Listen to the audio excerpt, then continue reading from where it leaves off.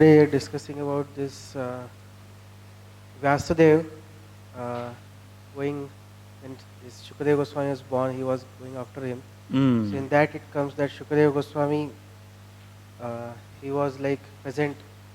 He entered various reasons you discussed. He entered into each and everything. Yes. And he was responding, or Krishna personally entered. Yes, that's and right. That's how he was responding. So basically, Sutta Goswami was praying that may the Shukadeva Goswami appear in my words also. In this way, my narration should become authentic. Right. So it was only blessings of spiritual master and Vaishnavas that can one actually recite Bhagavad. Yes, good. Thank you. Very important point. Yes, praying. Yes, Sunagan. Yesterday we were discussing just like the audience is doing devotional service by hearing Srimad Bhagavatam class. When the speaker also, it is his devotional service to prepare nicely, to present Krishna consciousness in a very appealing and attractive way. Yes. That is his part that he should take care of. Right, good. Very good point. Yes. Okay, fine. So now we'll proceed ahead. So we were discussing the 7th verse. Let's recite the 7th verse. Vasudeve Bhagavati Bhakti Yoga Prayojitaha Janyatya Vairagyam Jnanam Cha Yad Ahaitukam. Please read the purport, the translation. By rendering devotional service unto the personality of Godhead, Sri Krishna, one immediately acquires causeless knowledge and detachment from the world. In the first paragraph of the purport, Prabhupada writes that the bhakti cult is the topmost of all transcendental activities, and therefore it is simultaneously sublime and easy. It is sublime for the pure devotees who are serious about getting in contact with the Supreme Lord, and it is easy for the neophytes who are just on the threshold of the house of bhakti. Interesting point. So it's sublime and easy, both.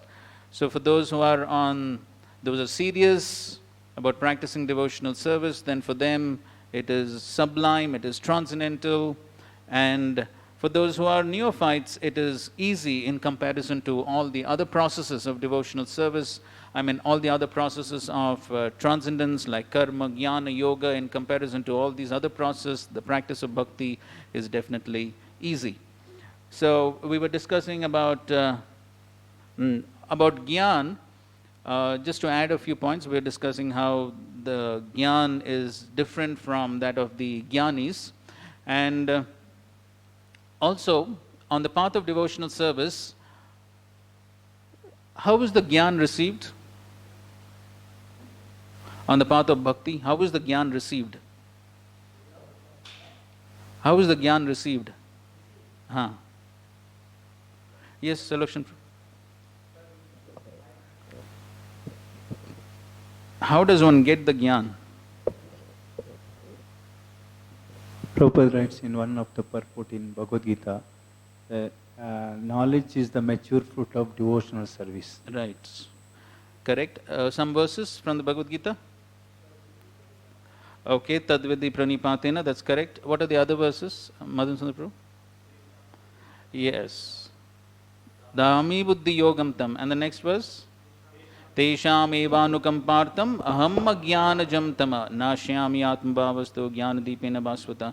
So in a lecture, Srila Prabhupada is giving example of Gaur Kishodas Babaji Maharaj, how he was illiterate, but yet when he used to speak with all Vedic references. So that's how Krishna gives the knowledge. And we also discussed about Vairagya, the Virakti, the 3 results of the practice of devotional service. In comparison to Tushti, Pushti, Kshudapai, the bhakti element is what gives the Tushti, the satisfaction. So when one performs devotional service with love, with the sole motivation to please Guru and Krishna, trying to perform the service to the best possible capacity and ability, just like we have the wonderful example in the Chaitanya Charitamrita about Raghav Pandit. You all know the story of Raghav Pandit and the coconuts. How he wanted to get the best coconuts, even if it meant paying a higher price, and he would clean them and then offer them with so much of love and devotion. And so, because of that, then Krishna was so pleased with the offering, and then every year he and his sister Damayanti would be cooking hundreds of preparations. Mahaprabhu would love them so much. So why? Because there was a quality to the offering. So every service that we render, we have a choice whether to perform with quality or do a mediocre service or 10th class service. So whatever, it's all our choice how we want to render the service. So any service, whether it is coming to the class, whether it is hearing, whether it is speaking, whether it is serving the deities, whether it is book distribution, any service that we do from morning to night, we ourselves have to ask ourselves this question: what is the quality of service that I am rendering? And then when the quality of service is there, then Krishna is satisfied with that quality service, and when Krishna is satisfied, the soul becomes satisfied. So that is the only way one can get the tushti, satisfaction, one gets nourishment, Krishna gives the faith in the practice of devotional service, and then material things will become very much distasteful because one is getting a higher taste, a higher experience, a higher realization of the Supreme Lord, all that is there. Then one will actually find material things very distasteful.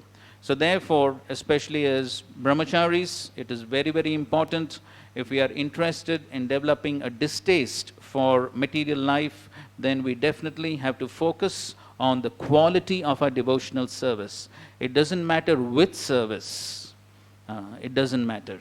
But whichever service one is rendering, it could be from the point of posts and positions, it could be a high service like GBC, sannyasi and temple president and whatever, and it could be a menial service like cleaning the temple floor, it doesn't matter.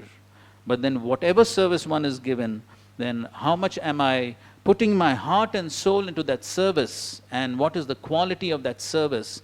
That is what will give the satisfaction to the soul. Devotional service is not about externals. Devotional service is about the internal consciousness. We were seeing a quote of Srila Prabhupada yesterday. Prabhupada is saying, the goal is to change the consciousness from material to spiritual. That's Krishna consciousness. So when the Krishna consciousness is there, Krishna is pleased, then the soul is satisfied. That's how we can remain steady on the path of devotional service. Otherwise, as Sachinanda Maharaj speaks about the tree of life, I think so many of you are familiar with that concept. So then the crown of the tree could be growing, and then to the world it appears very beautiful, but then the root is very weak. The root is very weak because there is no depth in the practices of devotional service, because there is no conscious endeavor to satisfy Krishna. That is what will give the foundational stability in devotional service. When one makes that strong endeavor to keep Krishna in the center and please Guru and Krishna and not myself in the center. This analysis and introspection of one's consciousness has to be done by oneself. Nobody else can do it for us.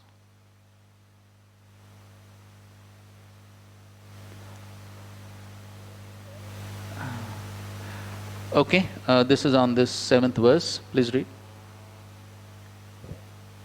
Renunciation. Try to understand what is renunciation. Just like we, the members of Krishna Conscious Society, we have renounced all material activities. That's all. That is renouncement. Our activities are surrounding only about Krishna. We do not do anything except Krishna business. We are publishing magazines. That is Krishna. We are publishing books. That is Krishna. We are going to press. That is for Krishna. We are going to the market. That is for Krishna. We are cooking. That is for Krishna. We are living only for Krishna. We are dancing for Krishna. We are chanting for Krishna. So we have renounced. The same things are there in material life. Publishing books, or going to press, typing, or microphone, or dancing, chanting. These are, but they are not for Krishna. that is for sense gratification. Only for working Krishna, for the satisfaction of Krishna, that is called Vairagya. And to attain this Vairagya, renouncement, one requires sufficient knowledge, that is called Jnana. So this knowledge and renouncement, two things required in human life. Okay, so very clear. Prabhupada is speaking about the principle of Yukta Vairagya. Everything is for Krishna. Prabhupada again, Krishna, Krishna, Krishna. So Krishna is in the center, not ourselves. Okay, read. Now, tesham evanukampartham. Special favor for these persons who are 24 hours engaged in devotional service under the direction of the bona fide spiritual master. You cannot become a pure, perfect devotee unless you are directed by another pure, unadulterated devotee. Evam parampara praptam. So, therefore, Rupa Goswami has mentioned in his Bhakti Rasamrut Sindhu, Ado Guruvashrayam. You have to find out. You have to take shelter, not find out. You have to take shelter of a bona fide spiritual master. That is the beginning. Ado Guruvashrayam, Sadharma Pruchha. Then you will have to inquiry, Sadharma, about pure devotional service. That is Sadharma. You learn something about devotional service, but the devotional service should be executed by following Mahajan. Mahajano yena gatasya panthaha. Chaitanya Charitamrut Madhya Leela 17.186. Therefore, we are Rupanugas. We follow the footsteps of Srila Rupa Goswami, Sanatana Goswami. So, Sadhu Vartmanu Vartanam. Narottam Das Thakur says, Sadhu Shastra Guru Vakya Tinete Kariya Aikya. You must learn from Guru, from Shastra, what is actually pure devotional service, just like Bhakti Rasamrut Sindhu. Okay, so you cannot become pure, perfect devotee unless you are directed by another pure, unadulterated devotee. Evam parampara praptam. So that's very important, that we are directed properly in parampara, from the right person, and then we follow Mahajano yena gata sapanta. So that's the process. That's the process by which we can achieve this Gyan and Vairagya. Okay, so now we proceed on. Yes, bro. Yes, we discussed about Ahetukam yesterday, if you remember. How, like, Jnanam, Ahetuka Jnanam, what is meant? Somebody remembers? Yes, Amshubru.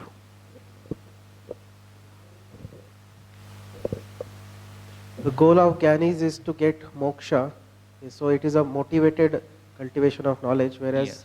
in devotional service it is no material personal motivation, it is just to Right. please Krishna. That's the meaning. So there's no hetu, it's ahaituki, no hetu. So unlike the jnanis who are practicing their process for liberation, but our goal is not that. Yes, causeless means no cause or no motive. Like even in Savai Pumsam Paro Dharmo, yato ahaituki. So there also what Prabhupada is translating.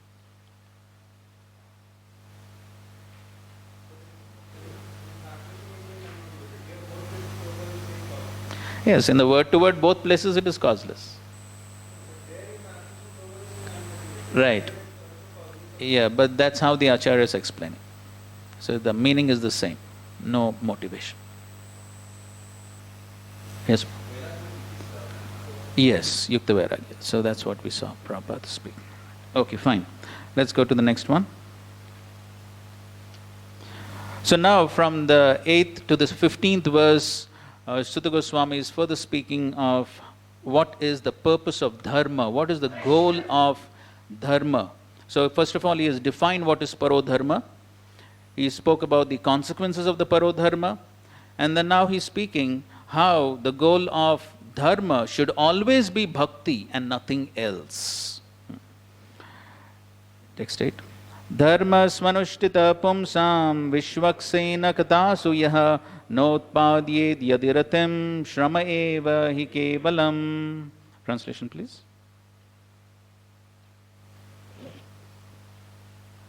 The occupational activities a man performs according to his own position are only so much useless labor if they do not provoke attraction for the message of the personality of Godhead. So here he is referring to dharma as occupational activities. So the occupational activities, that means according to Varnashram. So the question could be raised, why not these Varnashram duties, why they are not parodharma? So yes, so unless they evoke an attraction to hearing and chanting about the Supreme Lord, they are useless activities. And so therefore, Prabhupada is explaining in the first paragraph of the purport how there are different occupational activities in terms of man's different conceptions of life. And then he talks about the concentrated and extended selfishness. So concentrate for oneself, then extended in the form of so many isms.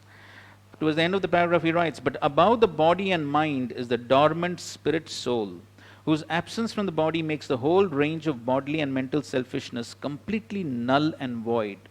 But less intelligent people have no information of the needs of the spirit soul. Because foolish people have no information of the soul and how it is beyond the purview of the body and mind, they are not satisfied in the performance of their occupational duties. The question of the satisfaction of the self is raised herein. The self is beyond the gross body and subtle mind. He is the potent active principle of the body and mind.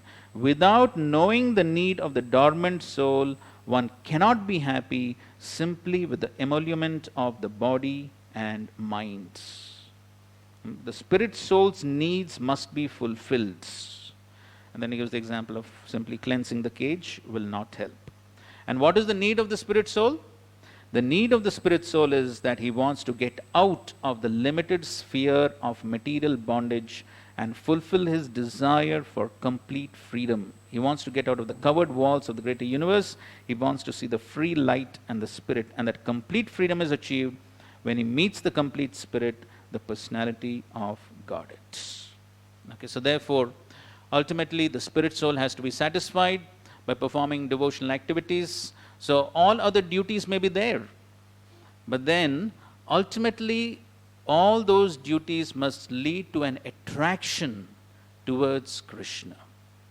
Na utpadyed yadi ratim shrama eva hi kevalam. So just like there are the jnanis and the yogis, even they are performing various activities. Karmis, jnanis, yogis, everyone is performing activities. But then, do their activities lead to attraction towards the Lord? That is the important question. So the jnanis are practicing so many severe austerities. The yogis are trying to control their mind and senses. So all these activities are going on, but are they able to produce a rati, an affection for the Supreme Lord? If that doesn't happen, then it's simply a waste of time. As Brahmaji says in his prayers, he gives the analogy that just like if somebody is beating empty husk, what is the use? What is his gain? Yes, his only gain is pain. Useless labor. So similarly, whatever activities one is doing, if that is not leading to an attraction towards Krishna, it becomes simply useless labor. And so therefore, that's the, you can say, the test, how much one is progressing. Are we developing a further attraction towards Krishna, towards chanting his holy names, towards hearing Krishna Katha, towards serving the Lord and his devotees? How much are we developing that attraction? Therefore, it is not simply the mechanical performance of activities that is sufficient in Krishna consciousness. And therefore in the Bhagavad Gita, 8th chapter, 7th verse. What is the verse? 8th chapter, 7th verse? Yes. Tasmat sarveshu kaleshu mam anusmara yudhyacha. So Krishna is not simply saying fights. He says, remembering me, fights. And the Acharyas point out, Krishna is first saying remember. That means that is primary. The fighting is secondary. Fighting Arjuna was also doing, Duryodhan was also doing. What was the difference? Yes. So activity per se is the same. The only difference is in consciousness. That makes the whole difference. What's the consciousness behind what we are doing? And so therefore, because ultimately, bhajan karo, sadhan karo, marte jaan le hoy. So ultimately, whatever bhajan sadhan one has done will be tested at the time of death, how much we have transformed our subtle body. That is the most important thing. So somebody could say, oh, I did so much of service, I did this, I did that. Okay, it's all right. But how much have we worked towards transformation of the subtle body? Has all those external activities of the body led to a transformation of the consciousness? That's most important. Because ultimately, it is the subtle body that creates the next gross body. Subtle creates gross. That's the principle. And so therefore, we find in the 4th canto of the Bhagavatam, in Narad Muni's teachings to King Prachin Parishad, he extensively describes this point. I suppose it is the 29th chapter of the 4th canto. So Narad Muni extensively describes this point, and that is how the transformation of the subtle body is something which is very, very important. And that is what we have to focus on. And that is what Krishna is also telling. Man mana bhavamad bhakto madhyaji mam namaskuru. Man mana. Engage the minds. Because manashashtanindriyani. The center is the mind. The center of all the senses is the mind. And so therefore, that is something we have to focus on. How much we are engaging our mind, our intelligence, our consciousness in our practices of devotional service. So, if we are not making a conscious endeavor for that, then as Bhaktivinoda Thakur says, we could be chanting the holy names for lifetimes. It will be a good jaw exercise. There won't be much more effects. So therefore, that's a very important point, and that's what Krishna is saying. I mean, Sutta Goswami is saying over here that all our occupational activities, for us, what are our occupational activities as brahmacharis? What are our occupational? What are our occupational activities? Conditional duties, constitutional duties. What are our conditional duties? What are our conditional duties?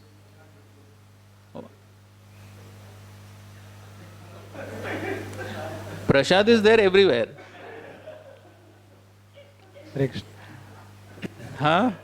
Brahmachari Gurukule Vasantanto Gurohitam. To serve the Guru. Yes. So basically, practically serving the Guru's mission.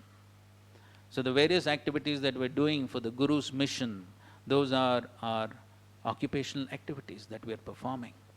And so therefore, at the same time, we have our constitutional activities, which is Shravanam, Kirtanam, and of course, ultimately for us, all our activities are meant for pleasing Krishna, but at the same time, we have to be in that consciousness that yes, we're doing it for Krishna, then that will lead to an increased taste, or an increased rati, an increased attraction for Krishna. When that attraction for Krishna develops, then we can remain fixed up in our practices of devotional service. So we have to be mindful of this fact. Yes.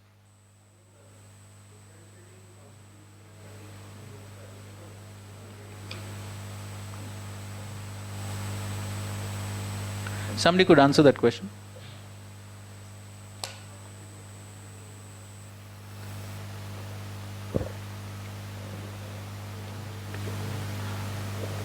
Question is, how can we differentiate between conditional and constitutional duties for a brahmachari? Any thoughts?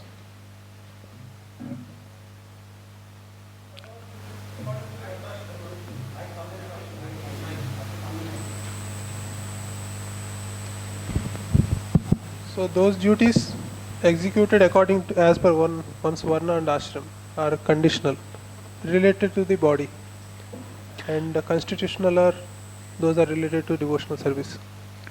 Okay, so I suppose your question is what's the difference, right? Any other thought? Madan sir? More or less aligned with what Prabhu said. Constitutional referring to the duty of the soul, that's our pure activities, and conditional towards the world. So our responsibility towards that, our body, and the basic needs in that way. So Varnashram kind of comes up in that. Okay, good. Anand Gopal? As per my understanding goes, it is like direct and indirect devotional service. Direct means like it is constitutional for everyone. Like for the brahmacharis, it is deity worship or chanting the holy name and book distribution and all. And for like the indirect, it is conditional. We can just see it out that whatever I am just preaching or any departmental services, whatever we are doing, we can link it towards Krishna. So when we speak of Varna, basically the Varnashram system is based on what? Yes, Guna Karma Vibhaga. So basically they are, as Prabhupada writes, psychophysical nature. Yes, propensity is based on psychophysical nature. So based upon psychophysical natures, we have been awarded different services. And so the various services that we're rendering in this mission are according to our different propensities. And so those are our conditional duties, we can say. Ultimately, of course, the goal of those conditional duties is the same, to ultimately come to the point of pleasing Krishna. But those are a little indirect or secondary. And there are the core primary activities, which are Shravanam, Kirtanam, Vishnu Smaranam. These are primary activities. If you have heard Bhaktivedanta Puna Maharaj's lectures, he often differentiates between these two, primary and secondary. And so, and he often says this, that when one performs the primary activities of Shravanam, Kirtanam, Smaranam, then even though one is not putting a conscious endeavor to remember Krishna, the activity by itself is so much linked with Krishna that one gets great benefit by these primary activities. But the secondary activities are little indirects, and so therefore one has to make a more conscious endeavor to remember Krishna. Like he gives the example of management. Somebody is doing management, and he may be thinking of management principles and how to engage these devotees and so on and so forth. It is not directly thinking of Krishna, right? And so therefore, then one has to make a conscious endeavor to think that, yes, I'm performing these activities for pleasing Krishna. And that's the reason why it is a good practice before performing any service, whether it is management, whether it is cooking, or whether it is any service, it is good to offer some prayers by which we bring our consciousness into the right frame of minds. An interesting pastime told by Govindasi. In the early days of the movement, as Srila Prabhupada was dictating his translations and purports, when he had newly got the dictaphone, so then there came the need for someone to transcribe the lectures. And so Gaur Sundar Prabhu was doing it, but then he was given some other service. So then his wife Govindasi, so Prabhupada told her, please, you transcribe, that means you listen and type. So, but her challenge was she didn't know how to type. And Prabhupada gave the instruction, you do it. So then, because she didn't know how to type, she was thinking, oh, who's going to learn typing and do this? So she was not very much interested. And so nothing was happening. Prabhupada once again called her and said, why are you not transcribing? What's the problem? She said, I don't know typing. So it's very difficult for me to do this. Prabhupada said, in any case, you can try. No, she said, no, it's very difficult. I don't know typing. Then Prabhupada said, okay, then what you do is, the next time you sit down to type, you offer 2 prayers. So you offer 2 prayers. Any guesses? What are those prayers? Any guess? Good. Okay, the first one is correct. Om Ajnana Timirandasya and Sri Chaitanya Manobhishtam Sthapitam Yena Bhutale. So he said you chant these 2 prayers and then you type. And the miracle happens.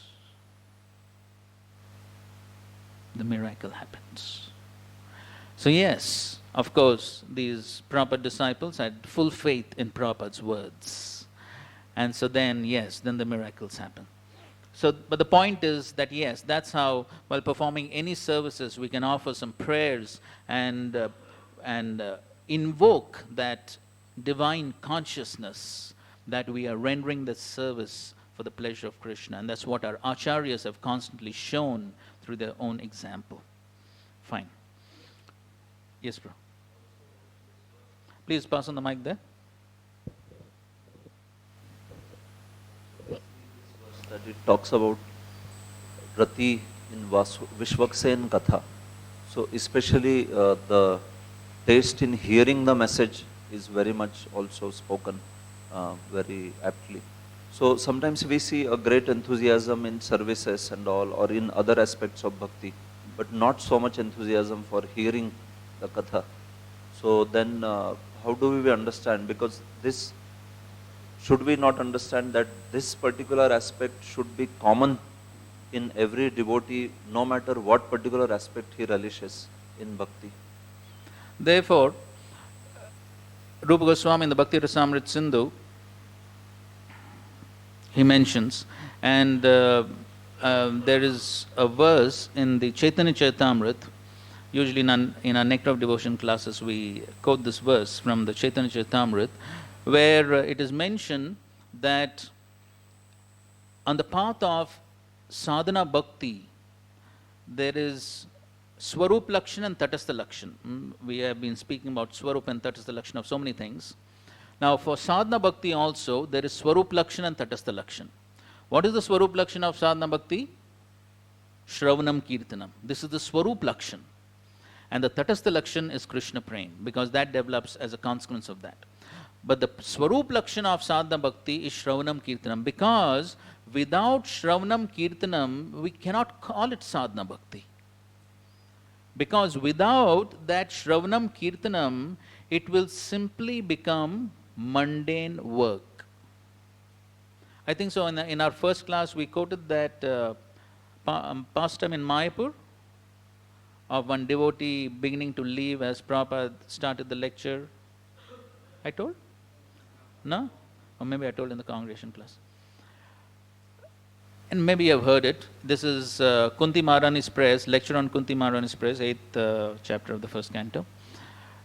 So Srila Prabhupada begins his class, and just as he began the class, there was one devotee who stands up to walk out, and Srila Prabhupada immediately says, "Where is he going?" And some devotee answers, he says, he has some service to do. And Prabhupada thunders. He says, "What service? Nonsense, only Ugra Karma." Without hearing and chanting, what service he will do? So Ugra Karma means what? The work done by materialistic people, that is Ugra Karma. Simply born of modes of passion and ignorance. So if the hearing and chanting is not there, then the consciousness will not be there. Then the activity per se will simply be like the activity of the materialistic people. And then Prabhupada goes on to say, if the hearing and chanting is not there, then the service will simply become a burden. Then you will ask, why has my old spiritual master given me this huge burden of the deity? Then the Archa Vigraha will become Galagraha. Huge burden around the neck. And then Prabhupada goes on to say, he says, if in our temples there is no regular hearing and chanting, these big buildings will become places where pigeons will build their nests and pass stool.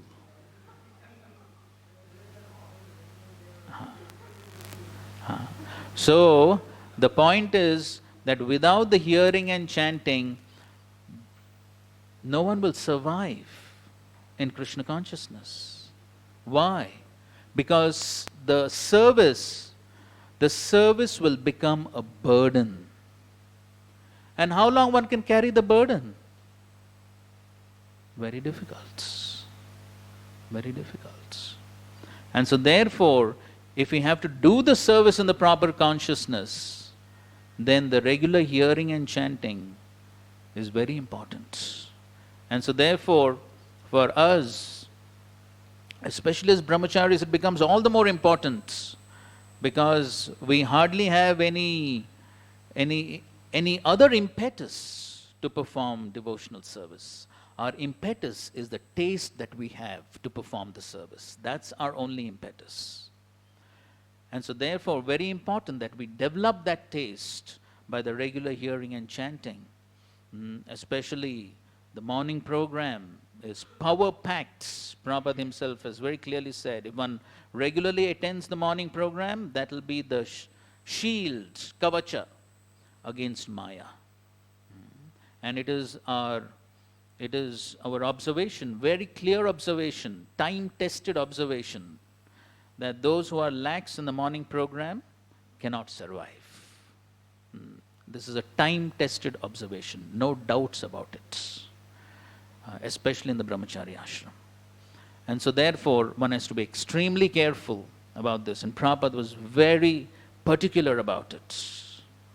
And therefore, the hearing and chanting in the association of devotees, very important. Yes, Gaulila Prabhu. Shravanam and Kirtanam, so only Shravanam and Kirtanam or the whole 9 processes you are mentioning? Shravanam, Kirtanam, Smaranam, these are primary. Srila Prabhupada also explains, Shravanam is primary because without Shravanam, none of the other processes can take place. Without Shravanam, what will one speak? First one has to hear, then one can speak. Without hearing, what one will remember? Without hearing how to do deity worship, what deity worship one will do? So therefore, Shravanam is primary. That's foundational. Without that, none of the other process can happen. Okay? Okay, go ahead. Okay, you have the mic, go ahead. What is exactly putting the consciousness while doing the services? It is like, it is a preparation of the consciousness while doing the services. What we do is either while exactly doing the services, remembering the Lord, or after that, offering the results to the Lord. But it's like, generally it is a challenge that whenever we are doing a service, whenever we are thinking about the Lord and trying to offer it, it happens that we, like offering the arti for a Lord or direct devotional service, like we have to focus on the service also, and in background we have to put the consciousness. Is it right? Or whatever you said is right. Generally it has been observed that whenever I am doing like that, I feel that I am not becoming skillful by that. Like yesterday we were giving the example of cooking, right? The mother cooking for the child. So when the mother is cooking for the child, what is she conscious of? Cooking. She's conscious of the cooking. And while she's cooking, she's also conscious of for whom she's cooking. Both go hand in hand, isn't it? So she's thinking of the child, and then she's also thinking, what will my child like? What ingredients should I put so that my child will be happy? She's thinking of all that, isn't it? That is the meaning of love. So similarly, just like we were giving the example of Raghav Pandita and Damayanti, you can read in the Chaitanya Charitamrita, and there it's Krishnadas Kaviraj Goswami beautifully explains how as they were cooking, their consciousness was totally absorbed in Mahaprabhu's pleasure. totally absorbed. They would be thinking, this, if I put this, Mahaprabhu will be happy, after this item, total absorption. So when one is thinking that, yes, I'm preparing this for Krishna, and I'm supposed to develop love for Krishna, so therefore, then I must be absorbed in thinking, what will Krishna like? If I put salt instead of sugar, will Krishna like it? So the point is that if one is conscious that I'm doing it for Krishna, and Krishna is a person whom I'm supposed to love, maybe I don't have love now, but at least I'm supposed to love. And so if one is conscious of that, then one will be conscious that I have to do the service in the best possible way. So, developing the skills becomes a subset of performing loving devotional service. Goes hand in hand. They're not two separate things. But simply developing the skills doesn't mean pure devotional service, or doesn't mean remembering Krishna. But remembering Krishna will lead to skillful action.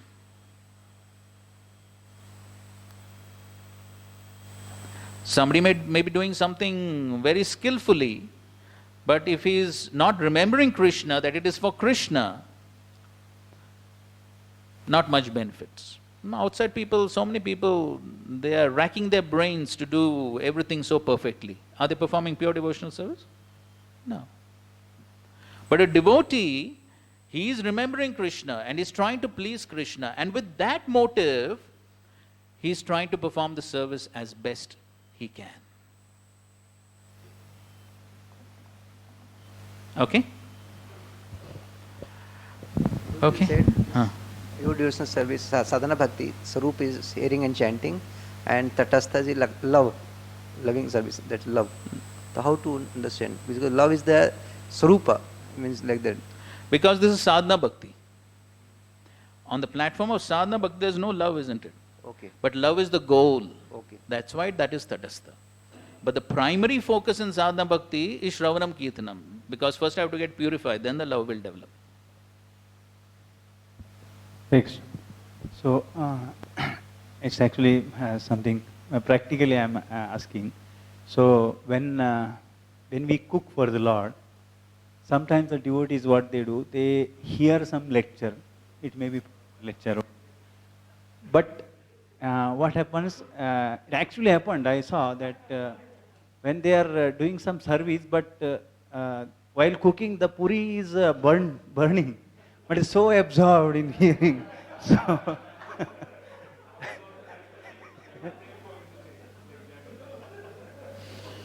that means the goal has been forgotten. The goal has been forgotten. They are hearing. It goes hand in hand. It goes hand in hand. So as they're hearing that one is supposed to please Krishna. That is what they're hearing. But then they are not doing it in practical action. So what's the use of the hearing? Right. So the hearing must lead to enhanced quality of service. What is the use of the hearing if there is no enhanced quality of the service? So somebody may say, oh, I love to hear. Throughout the day I'll hear. But when one is told to do some service, one is saying, no, I want to hear. So what's the goal of the hearing? The goal of the hearing is to render service, to please Krishna. How do we please Krishna? We please Krishna through his representatives, the spiritual authorities. They are giving us service. So they are giving us service, And so we must be ready to do that. That's the goal. So what is the point in simply hearing and then not doing the service? So hearing is meant for enhancing the consciousness to come to a point of surrender. That is the goal. So therefore, nothing in Krishna consciousness is supposed to be done mechanically. The consciousness has to be invested. Not that I'm hearing and I'm in my own blissful worlds. Because the sound vibration is so pleasing to my ears. It's all about me. That's the problem. But that hearing should lead to Krishna consciousness. Okay. You just mentioned about that. It looks like we'll never come to an end. No, this is regarding the previous question. Like yeah, everything is related. And the next verse is also related. So, Swarup Lakshana and Tatash Lakshana. So, you mentioned that the Tatash Lakshana is the love, prem. But then what are we supposed to do? Like, we have to offer it with love. Like Krishna says, Patram Pushpam Phalam Toyam Yume Bhaktya Pracha. With love we have to offer. So even while doing sadhana bhakti, what we are supposed to do is with love only. That is true. So of course, on the path of bhakti, the means and the end are the same. But at the present moment in the practice of sadhana bhakti, how much love do I have? Right. So my love is very minimal. And so therefore, in order for me to do the service with proper consciousness, then I have to do the Shravanam and Kirtanam, so that love will be evoked. Nitya Siddha Krishna Prem Sadhya Kabunoi Shravanadi Shuddha Chitte Kroye Udoi.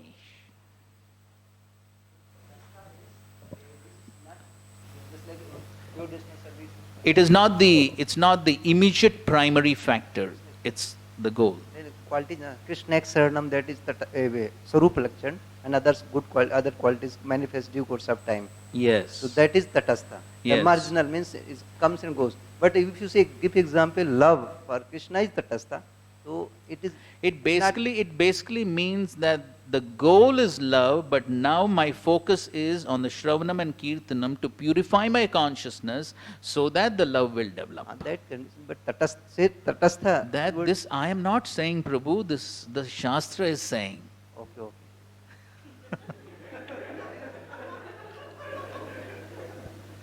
Hare Krishna. Dharmasya hi apavargasya nartho arthaya upakalpate narthasya dharmaikantasya kamo labhaya hi smrita. Translation. All occupational engagements are certainly meant for ultimate liberation. They should never be performed for material gain. Furthermore, according to sages, one who is engaged in the ultimate occupational service should never use material gain to cultivate sense gratification. Dharmasya hi apavargasya. The purpose of dharma should not be dharma, artha, kama, moksha. So yes, so the ultimate purpose of the practice of religion should be apavargasya. Everyone knows apavarga, right? Yes, pavarga and apavarga. So the ultimate goal should be liberation. And what is our liberation? For us, what is liberation? Mukti itva nidharupam swarupena vyavasthati. To be situated in our constitutional position as servant of Krishna, that is our mukti.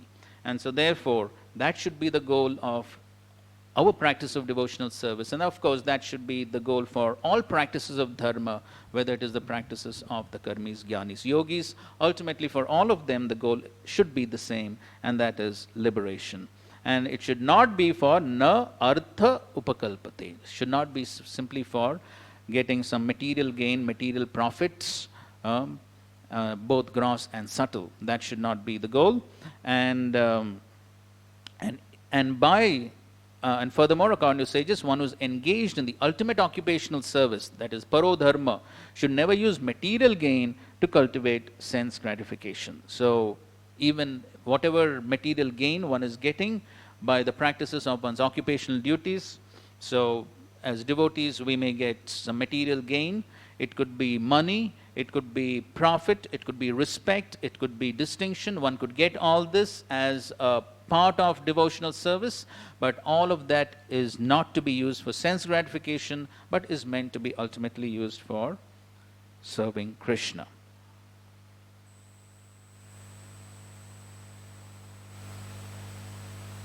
That's how Prabhupada concludes the purport. One should not engage himself in any sort of occupational service for material gain only, nor should material gain be utilized for sense gratification.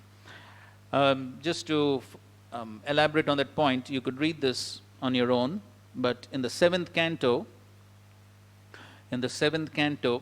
both in the 13th chapter and the 15th chapter, this is the conversation of the Avadut Brahman with Prahlad Maharaj, and you'll find very beautiful verses describing the effects of greed and the effects of money.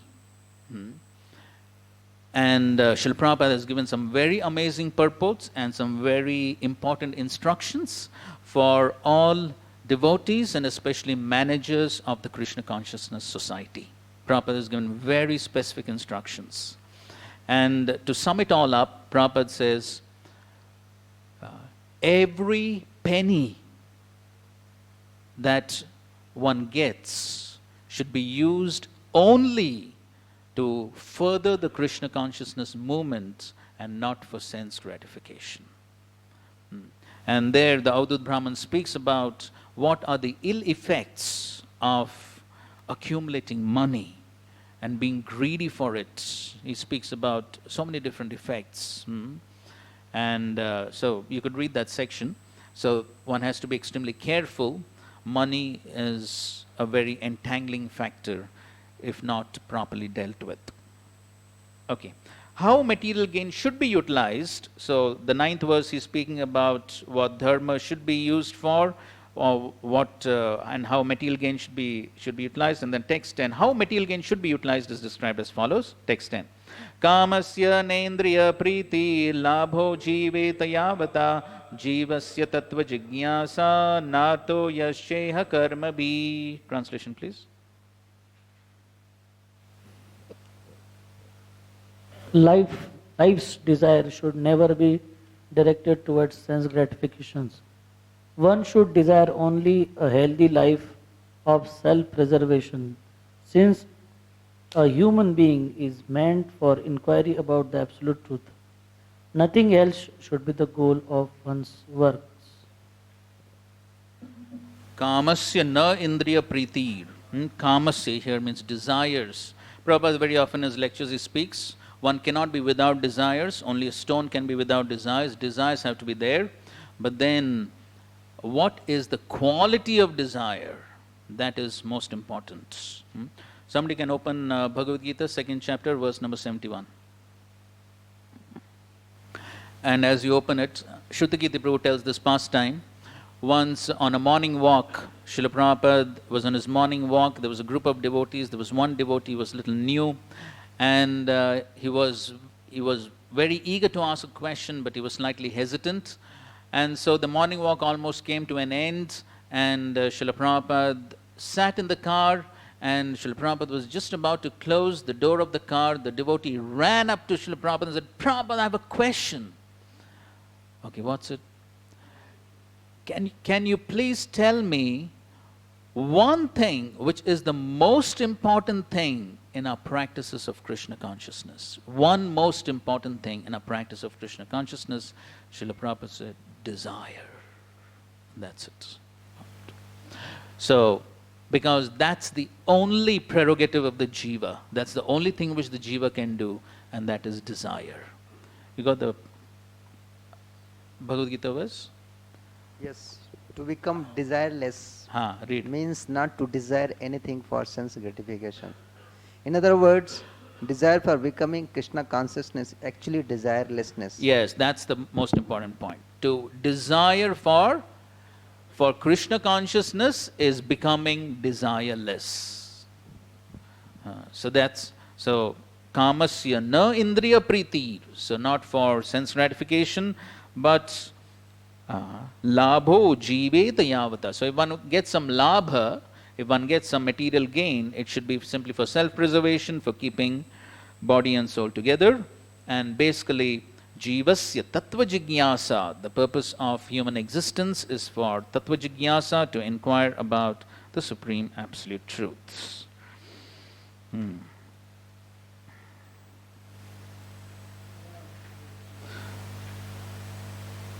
And then here he speaks about how some sense gratification is required to keep body and soul together. That is to be in a regulated fashion, like he speaks about marriage, and so that's regulated sense gratification.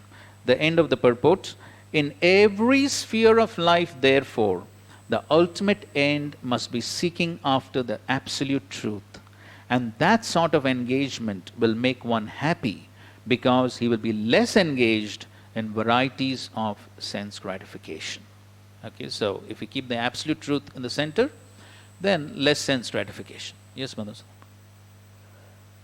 Hare Krishna. Prabhuji, this is in context of the previous verse, the last line of the paragraph. One should not engage himself in any sort of occupational service for material gain only. So when Srila Prabhupada was here personally present, at that point of time, even the congregation was not kind of engaged to do anything outside. And if any question of business ever came, Prabhupada said, if you do any business, for example, they started the incense business. The condition spiritual sky incense. Spiritual sky incense. The condition that Prabhupada had put for that was 50% of it has to go towards the temple. And the 50% can be kept for personal usage, quoting Rupa Goswami example. And if in case someone wants to do anything else, then Prabhupada said, distribute my books. With that, you'll get enough for yourself to maintain yourself and go on. So the standards at that point of time were way different and way high. So when you read these things in context of that, it makes sense. Now when you read this thing in context of today's current situation, how do we reconcile in terms of what we're reading and what is being practiced today? Read the sentence carefully. The last paragraph? One should not engage himself in any sort of occupational service for material gain only. Only, yeah. That word only makes a big difference. No, I mean, I noticed that thing, but the idea that Prabhupada established of 50%, even if you're doing anything else, is that 50% has to be given towards the movement. That he also had established. Now, as far as that 50% standard is concerned, different devotees have different ideas about that. And as some devotees do say, it's 50% of profits, which means over and above one's basic maintenance. So that's what some devotees say. But Srila Prabhupada in a lecture, he goes to the essence of the whole point. And he says, just like Krishna says, Patram Pushpam Phalam Toyam.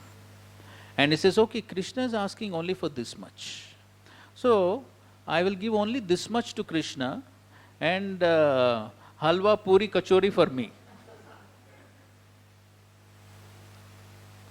And then Prabhupada makes a very important point. He says, you cannot cheat Krishna. If you try to cheat Krishna, Krishna is the biggest cheater. That is the essence. So everyone has to find out for himself, how much can I give, how much can I not give, how much I need for myself. Everyone has to be honest to oneself and then make a calculation accordingly. That is the essential principle.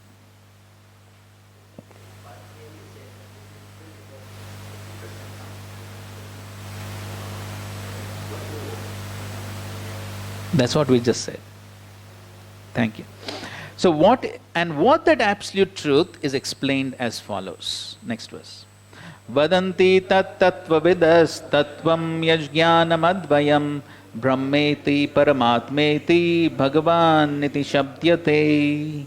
Learned transcendentalists who know the absolute truth call this non-dual substance Brahman, Paramatma or Bhagavan. So this is Advayam. Advayam means non-dual, non-different, and I think so all of you are very expert in all the various analogies and everything to explain this verse.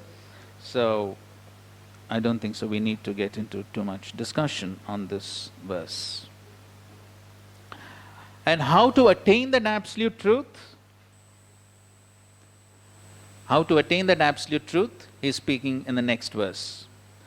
Tashradhana munayo jnana vairagya yuktaya pashyantyatmani chatmanam bhaktya shrutagrihitaya. Translation, please.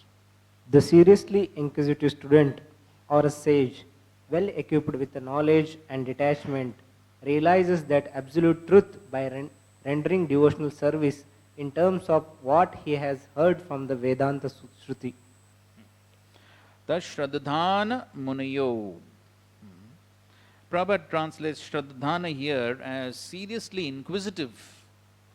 And of course, we could also take that as Shraddha. To the degree one has Shraddha and faith, then one will be inquisitive to learn. If one doesn't have faith, then where is the question of being inquisitive to learn? So when one has that faith and as the verse says, what is that? Tasmad gurum prapadyeta jigyasu shreya uttamam. So one has to be jigyasu.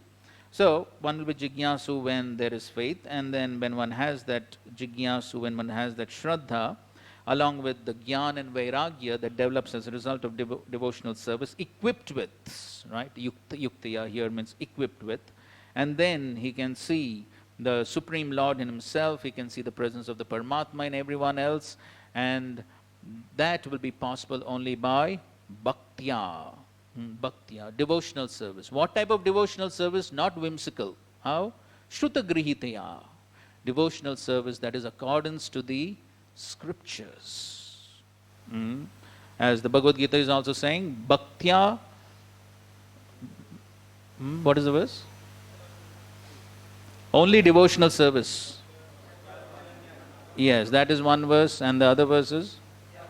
Yes, bhaktya. So, just like the Bhagavad Gita is telling, bhakti is the only way. So here similarly, Sutta Goswami is also telling that's only bhakti which is accordance to the scriptures. Not following the scriptures, ya shastra vidam utsrijya vartate kamakaratah na sasiddhim avapnoti na sukham na param gatim. So the practice of devotional service has to be in accordance to the scriptures, and therefore Rupa Goswami has given us very practical instructions on how to practice pure devotional service. And for us in particular, very important that we very carefully understand the instructions that Srila Prabhupada has given in all matters, all practical matters of devotional service. Srila Prabhupada has given so many instructions. Just as we have this compilation of Srila Prabhupada's instructions in the, what? Which book? Yes, Shikshamrit. Some of you have read? Right, so very valuable instructions, compilation of so many instructions which Srila Prabhupada has given on so many different subject matters. And so therefore, if you have any doubts on any aspect of devotional service, what is to be done in this situation? What's the solution? Yes, open the book. Not that, I think, maybe, perhaps. Open the book. So many things are there in the books. So therefore, that's the way of practicing devotional service. Then one is very safe. In that context, we would like to quote one very important sentence from Srila Prabhupada's purports in the 19th chapter. In the 19th chapter of the first canto, when Parikshit Maharaj has been cursed to die in 7 days, he has already made up his decision to fast for the next 7 days and practice pure devotional service. And when this information went out to all the great sages and rishis of the world, hundreds and thousands of them assembled there, knowing that this great personality Parikshit Maharaj is about to leave the world. And even though Parikshit Maharaj had already made his decision, he confirms his decision from the assembled sages. He had already made up his mind what he's going to do, but he confirms it, took advantage of the presence of so many elevated souls. And in that context, Srila Prabhupada writes this very beautiful statement. Any decision, however important it may be, must always be confirmed with higher authorities. That makes the matter perfect. I repeat, any decision, however important it may be, must always be confirmed with higher authorities. That makes the matter perfect. I don't remember the exact verse number, but you can search for it. It's the 19th chapter of the first canto. So, a very important point, and Srila Prabhupada, of course, very practically also during his manifest Leela, very much wanted devotees to confirm so many things with him before decisions are made. And so, for us, of course, his manifest presence may not be there, but he is very much present in his books, in his writings, and that's what we have to take advantage of. And so therefore, almost midway towards the purport, Prabhupada is writing, devotional service which is based on the foreground of full knowledge. Did you get the sentence? Devotional service which is based on the foreground of full knowledge combined with detachment from material association and which is fixed by the oral reception of the Vedanta Shruti is the only perfect method by which the seriously inquisitive student can realize the absolute truth. And then he's speaking about the first class, second class and third class devotees.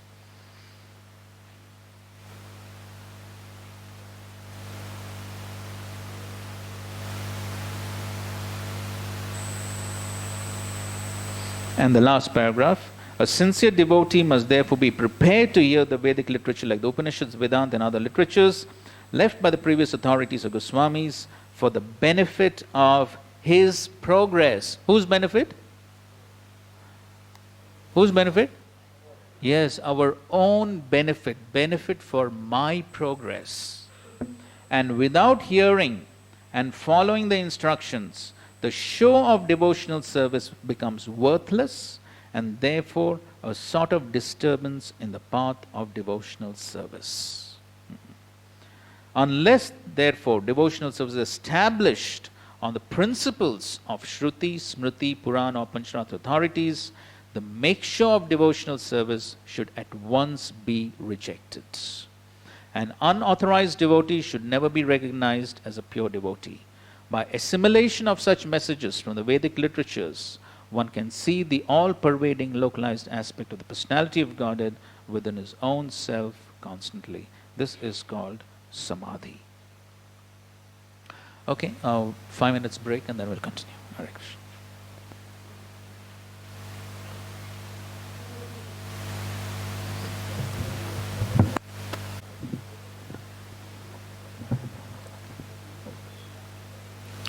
Afterwards, all questions now, later.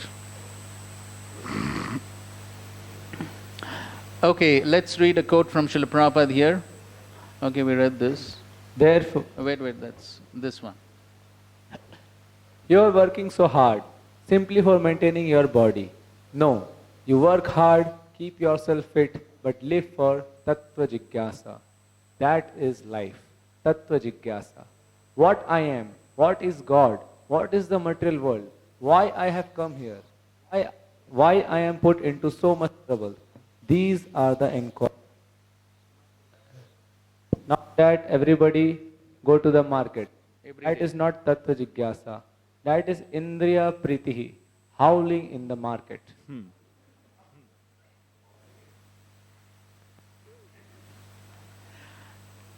I think in India we are quite accustomed to the howling in the market.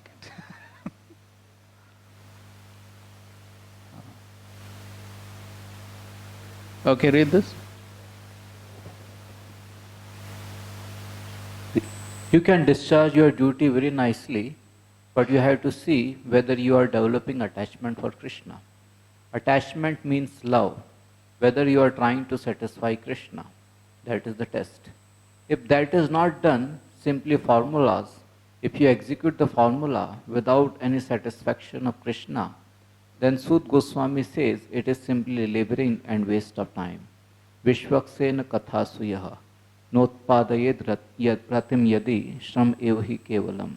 Okay, so we have discussed sufficiently on this point, and that is whether you are trying to satisfy Krishna, that is the test. What's my motive? What's my goal behind whatever I'm doing? That is the test. And that's how Maya tests us all the time. We may be doing so many different services, but then it becomes our individual responsibility to question ourselves. What is my motive behind this? Why am I doing? Maya will give 108 reasons to justify everything what I'm doing in the name of Krishna consciousness. But we have to be sincere towards ourselves and seek guidance and seek help from Krishna himself to put us on the right track. Am I really trying to satisfy Krishna, or am I trying to satisfy my false ego, my senses, my mind? What exactly? Why am I doing this? That is the test. And everyone is going to be tested at some point of time. Everyone will be tested. And whether we're going to pass the test or not will depend on this singular factor as to what is my motive in what I am doing. And our progress in Krishna consciousness entirely depends on this one factor. What is my motive in whatever I am doing? So I may be doing something wonderful, glorious, but if the motives are not right, then there may not be much progress. As he's saying, if that is not done, simply formulas. If you execute the formula without any satisfaction of Krishna. Formulas means rituals.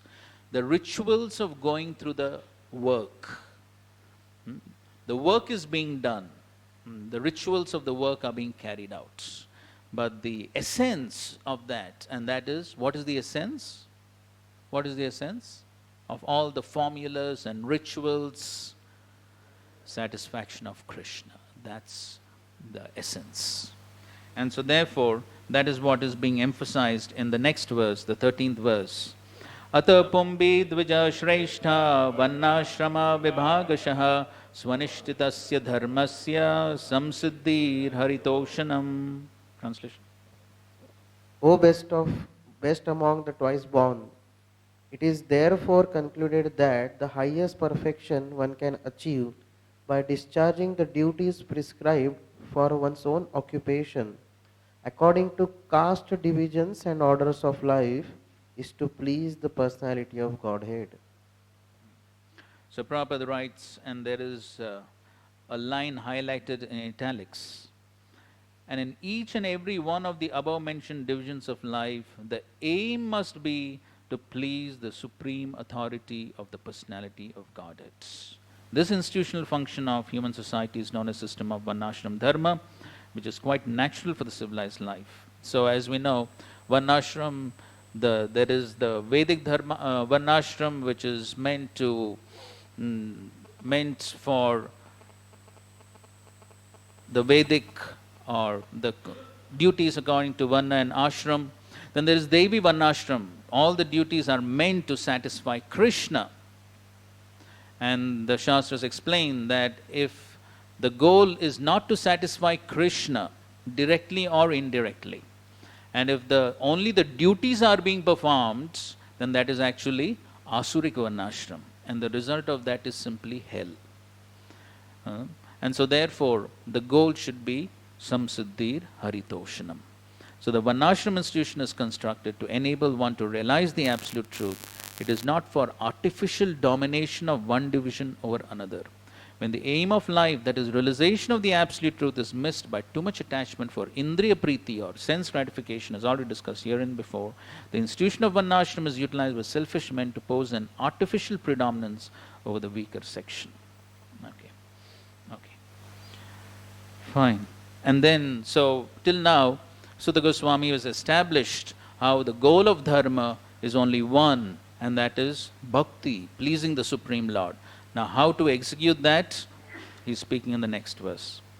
तस्मादेकेन मनसा भगवान् सात्वतां पति श्रोतव्य कीर्तितव्यश्च ध्येय पूज्यश्च नित्यदा.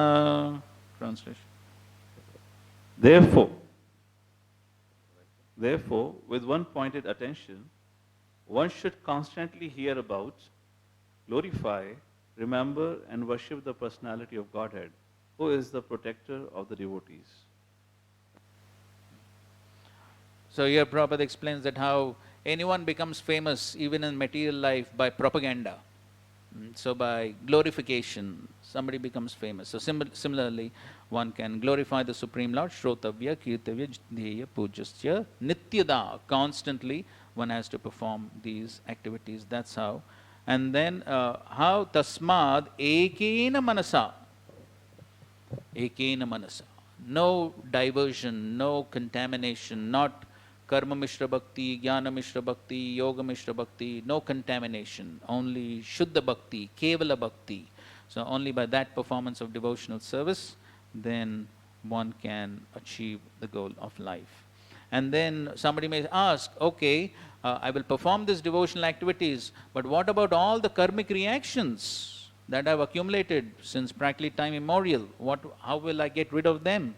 So in the next verse he says, Yad anudhyasina yukta karma granti nibandhanam chindanti ko vidastasya ko na kuryat katarathim.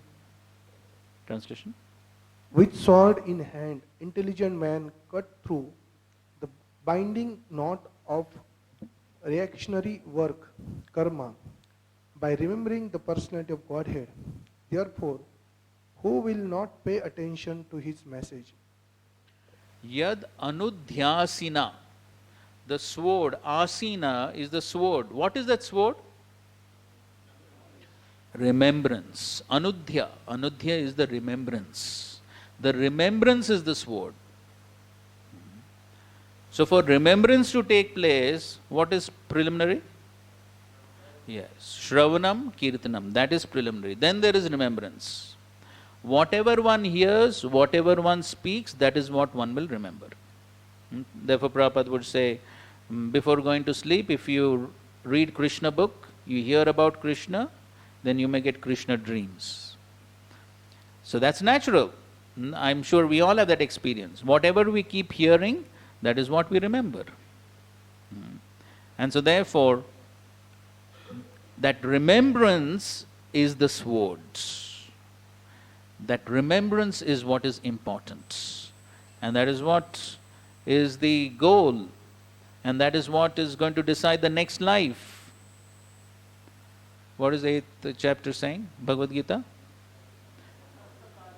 Antakale chamameva smaran muktva kalebram. What is the smaran? That's important. Yam yam vapi smaran bhavam. It is the remembrance that is important. What we remember. And then what we remember at the time of death, that is based on what we remember throughout the life. Yes. So therefore, as we were discussing, how we modify the subtle body is extremely important. It is not just engaging the gross senses, because that is what makes the difference. And what happens because of that remembrance? How does the sword act? Karma granti nibandhanam chindanti. What is the karma granti? What is the hard knot which binds us to this material world? Yes, the false ego. It is the false ego that binds us to this material world. So what gets cut by the remembrance is the hard knot of false ego. False ego means, what is the meaning of false ego?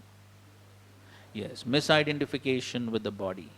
And so the more we remember Krishna, the more we understand, or the less we identify with our own bodies.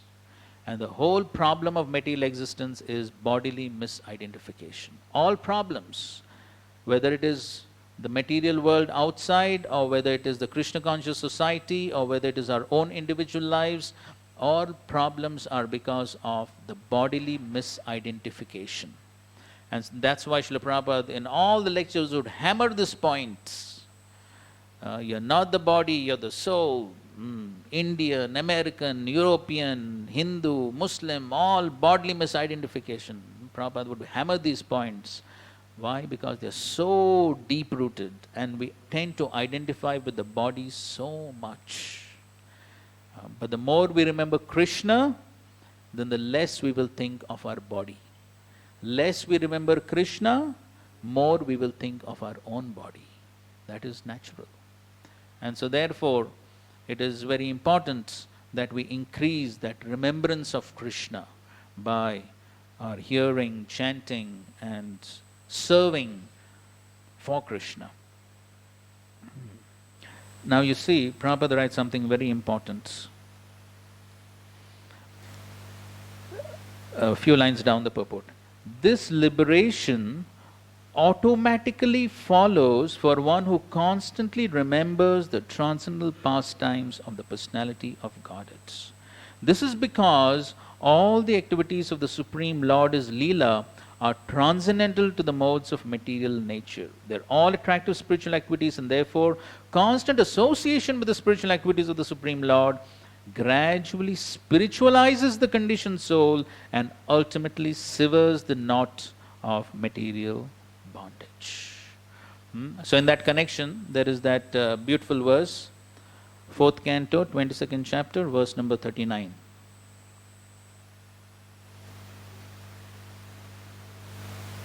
हाँ बोलो, समर्पण गोप्रु, mic दे दो उनको.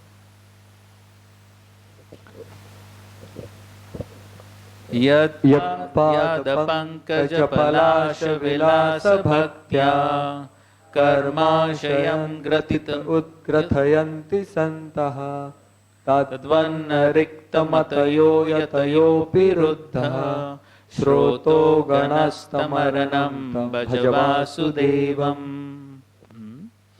So there also it is being mentioned when yat pada pankaja vilasa. So those bhaktya, the devotees, what are they doing? They are relishing vilas. They are relishing where?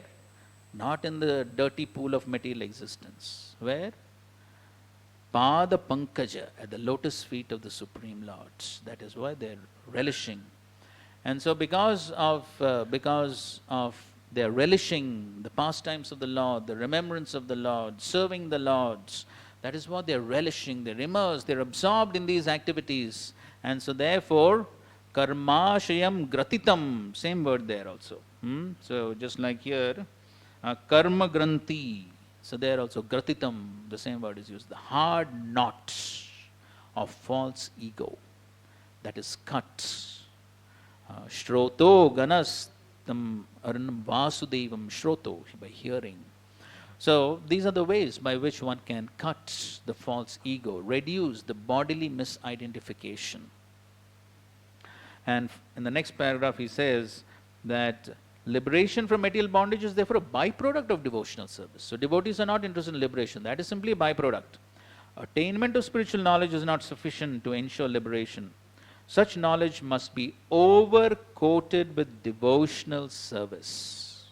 So it is not simply dry knowledge like the jnanis. It has to be over-coated with devotional service so that ultimately the devotional service alone predominates. Then liberation is made possible. Okay. Last paragraph. Therefore, any sensible man who is above the average man with a poor fund of knowledge must constantly remember the personality of Godhead by hearing about Him, by glorifying Him, by remembering Him, by worshipping Him always without cessation. That is the perfect way of devotional service. The Goswamis of Vrindavan, who were authorized by Sri Chaitanya Mahaprabhu to preach the bhakti cults, rigidly followed this rule and made immense literatures of transcendental science for our benefit. They have chalked out ways for all classes of men in terms of different castes and orders of life and persons of the teachings of Srimad Bhagavatam and similar authoritative scriptures. Okay. So in this way, Sutta Goswami has glorified bhakti as the ultimate goal of the practice of dharma. Now, he is further elaborating on bhakti and how one progresses by performing the various activities of bhakti. And so beginning from verse number 16 till 21, 22, this entire section is how one progresses on the path of bhakti, the various stages of bhakti. And so these verses indicate the nine stages of bhakti, beginning from Adav Shraddha to Prema. And of course, Vishnu Chakra Thakur further expands those 9 stages into 14 stages. So we'll just go through this brief discussion. Text 16. Shushrushoshadadhanasya Vasudeva Katharuchi Syan Mahatsevaya Vipra Punyatirtha Nishevanat. Translation. O twice born sages, by serving those devotees who are completely freed from all vice, great service is done. By such service, one gains affinity for hearing the messages of Vasudeva. Many times the question is asked, how to develop taste for hearing? And the answer is given here. And the answer is what? Mahat Seva. That is the answer. Prabhupada's first line of the purport. The conditioned life of a living being is caused by his revolting against the Lord. So that is the cause of conditional life. And so therefore that has to be reversed. He's speaking about the Devas and the Asuras.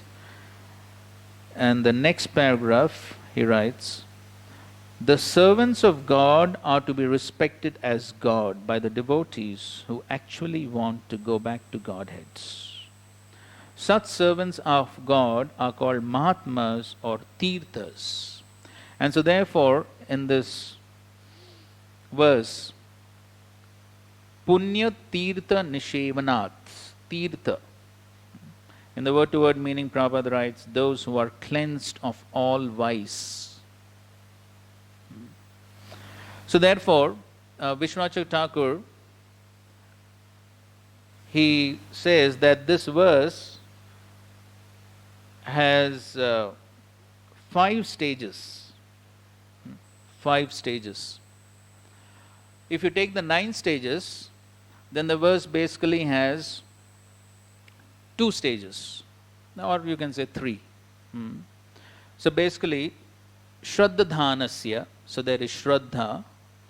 What's the definition of Shraddha? Chaitanya Charitamrita? Okay. So yes, so that's Shraddha. So one has firm conviction that simply by the practice of devotional service, everything else is achieved. Nothing else needs to be done.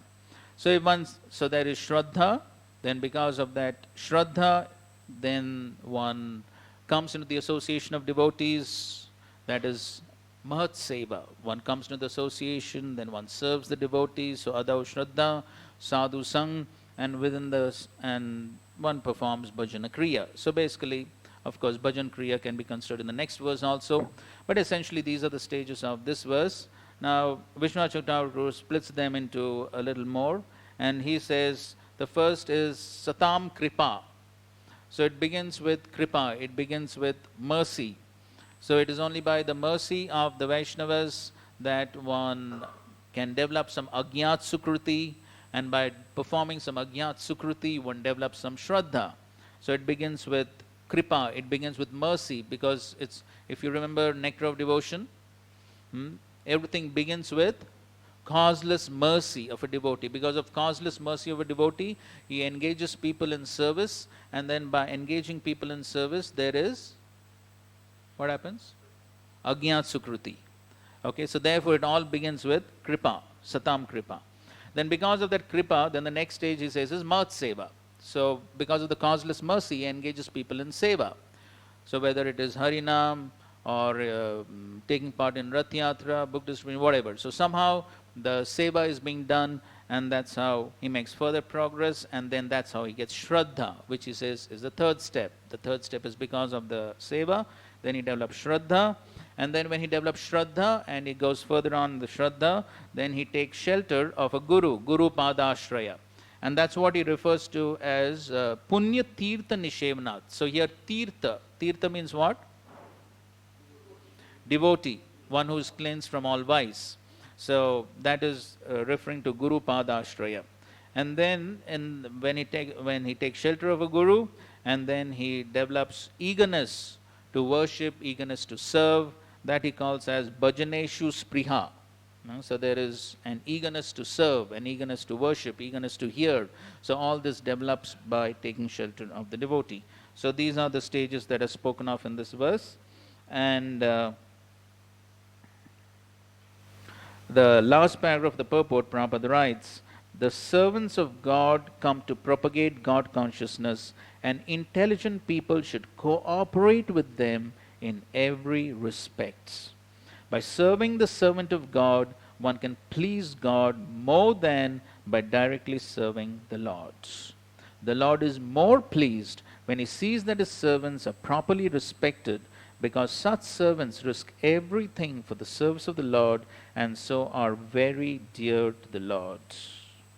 And we know the famous verse from the Bhagavad Gita, no one is dearer to him than one who risks everything to preach his glory. By serving the servants of the Lord, one gradually gets the quality of such servants, and thus one becomes qualified to hear the glories of God. The eagerness to hear about God is the first qualification of a devotee eligible for entering the kingdom of God. Okay, so one serves. By service, one develops eagerness to hear. Giriraj Maharaj tells one of his personal experiences and realizations. In 1977, when Srila Prabhupada was in Vrindavan, as we know, he was very sick, and devotees were serving him 24 hours. They were by his bed serving him for all his needs. So at that time, Srila Prabhupada could not even get up from his bed, and even for his basic needs, devotees were doing everything. So one night, there was Giriraj Maharaj and one other devotee who was serving. So the personal servant, for some time, he went out, and so Giriraj Maharaj was alone in Srila Prabhupada's room. And Srila Prabhupada expressed a desire to pass water. And so Giriraj Maharaj, he got the pot to collect the urine.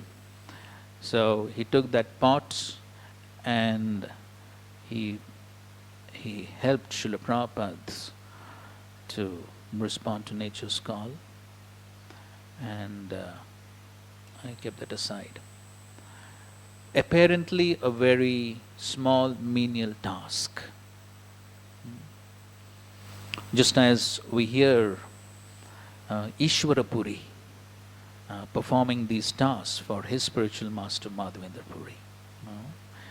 If you have heard, His Holiness Radhan Maharaj was speaking on Ishwara Puri's disappearance day at Mayapur, and so there he was speaking about this pastime, and he was saying at that time Ishwara Puri, he had so many disciples, anyone could do it, but then Ishwara Puri did it with his own hands. He was cleaning the urine and stool of his spiritual master. So Giriraj Maharaj, so after he did that service, he tells his realization.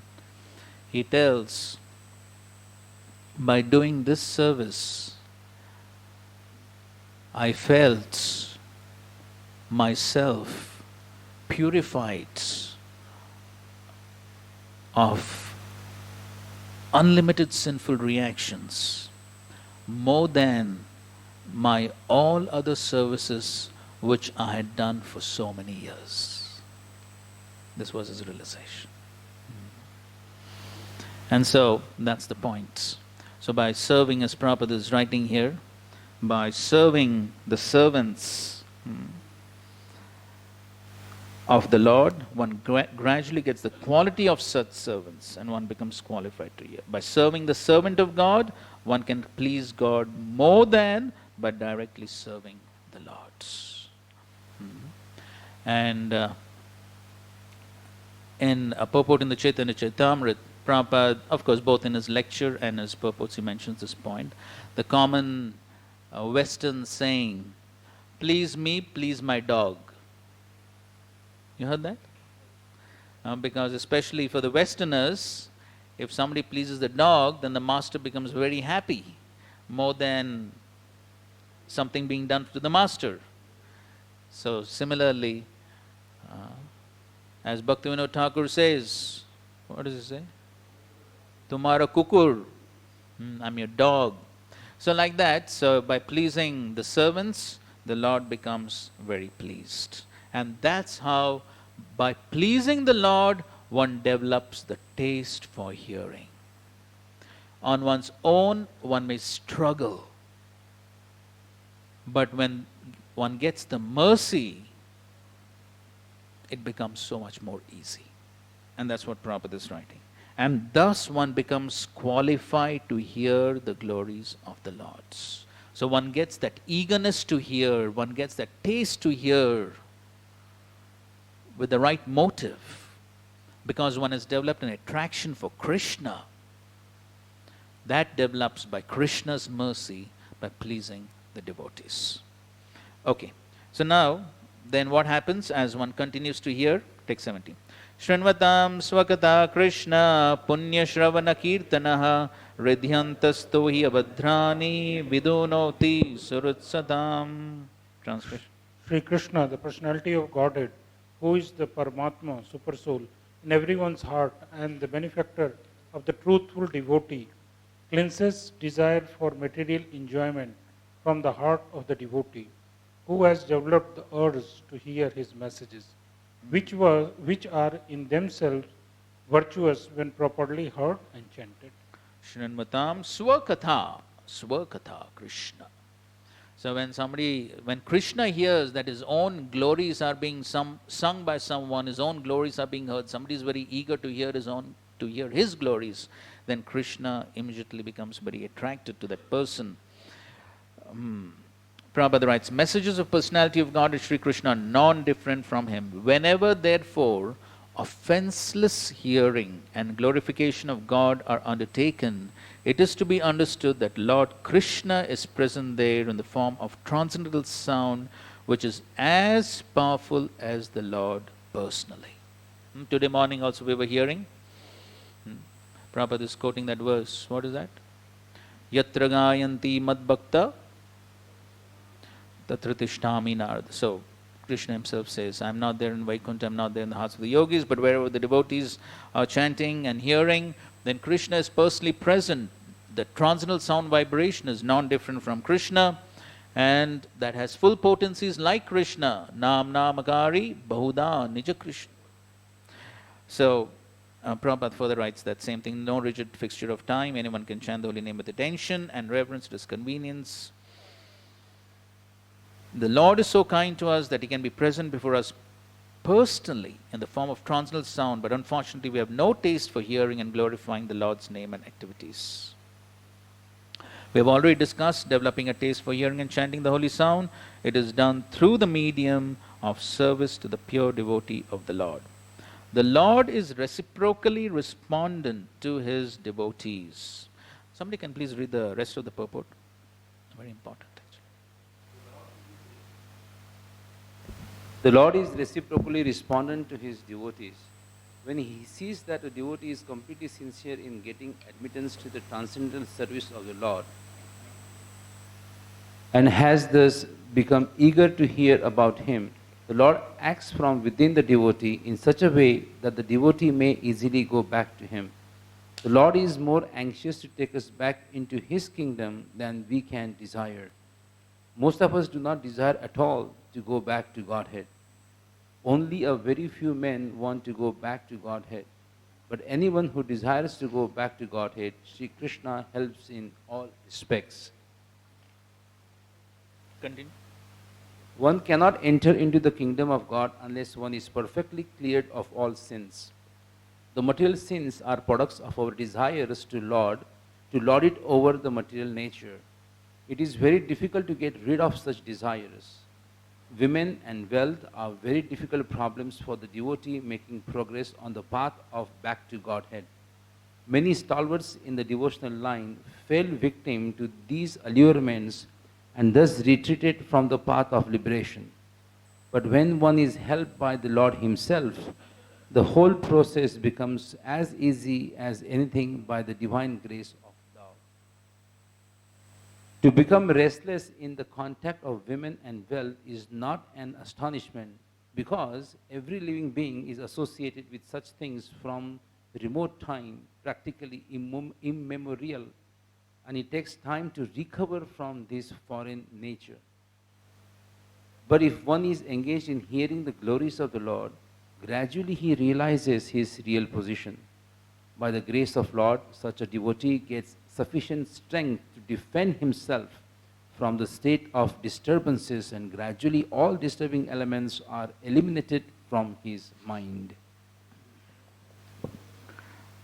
So here,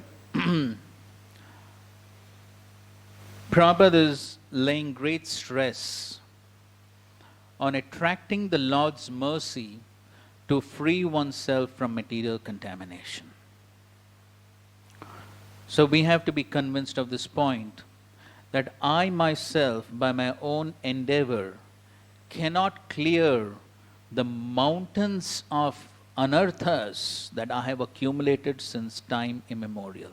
It's not within my own capacity.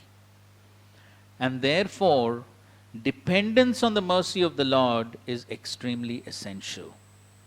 And to work to attract the mercy of the Lord is extremely essential.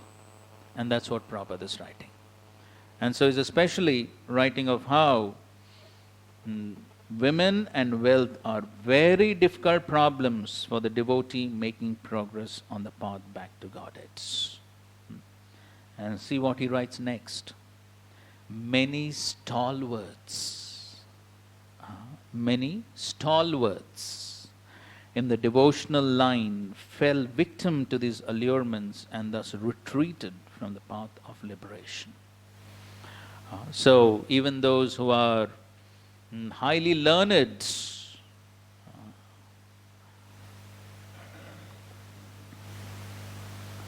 what is that verse? What is that, Vipashchita? Yes, that, and Matra Swastra Duhitrava Balvan Indriya Gramo Vidwan, the word used here. Yes, correct. Yes, correct. Everything can be used in Krishna's service. All our senses can be used in Krishna's service. So therefore, understanding that, as Srila Prabhupada said, my only problem is that my devotees are not sufficiently afraid of Maya. That's the problem. And we see that one tends to become fearless. Fearlessness based upon one's own endeavors, one's insignificant endeavors. That type of foolish fearlessness tends to increase after spending some years in Krishna consciousness.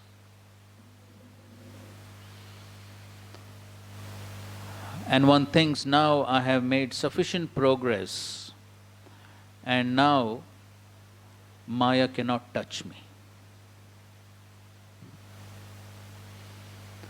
That is the beginning of Maya's joyful attack.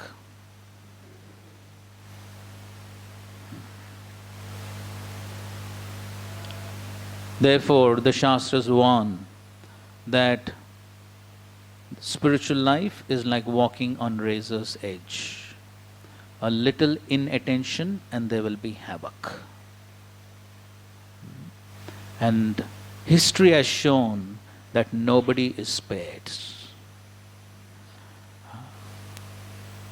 And that is the example which Vyasadeva proved to Jaimini Rishi. You all know the story. So Jaimini Rishi also had that overconfidence. What will Maya do to me? So Vyasadeva showed very practically. And so many experiences, so much history is there to prove this.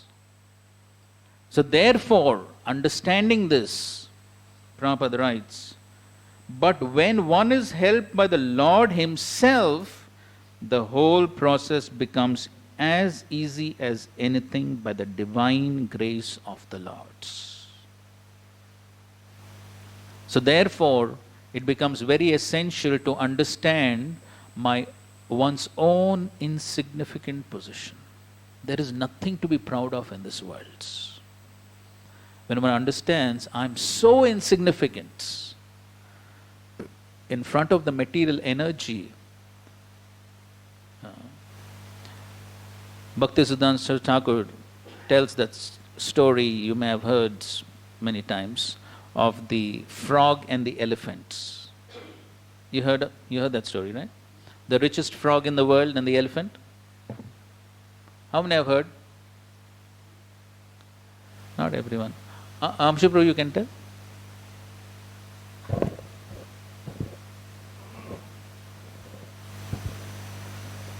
Once upon a time, one frog, he got 1 paisa on the road, and then he sat on that paisa and he thought he has become now the richest person of the world, and he became very puffed up. So in front, one elephant was coming in his own style, and then he challenged the elephant. He said, "You fool elephant, you should bow down to me because I am the richest person in the world. I got this 1 paisa."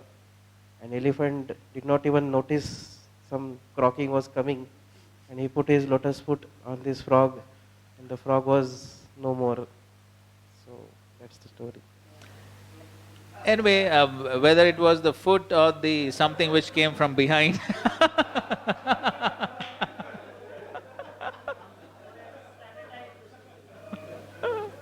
But ultimately, whatever it is, ultimately the richest frog in the world had a pitiable death.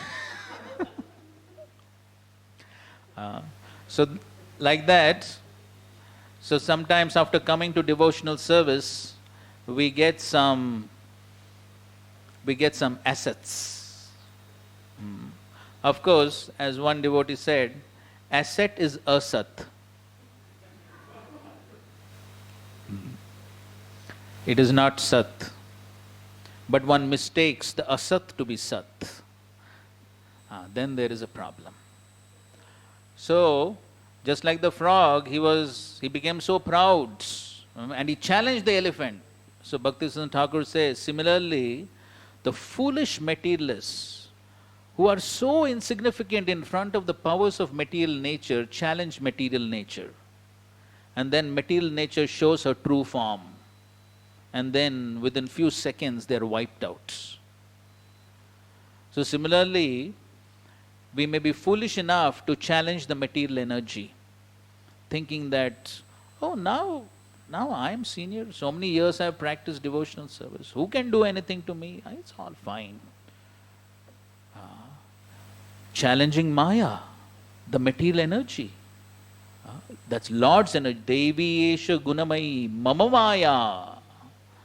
Duratyaya. It's my Maya. So if we try to challenge and Maya shows a true form, now we are too insignificant in front of her. But that is what an intelligent devotee realizes. He realizes one's insignificant position.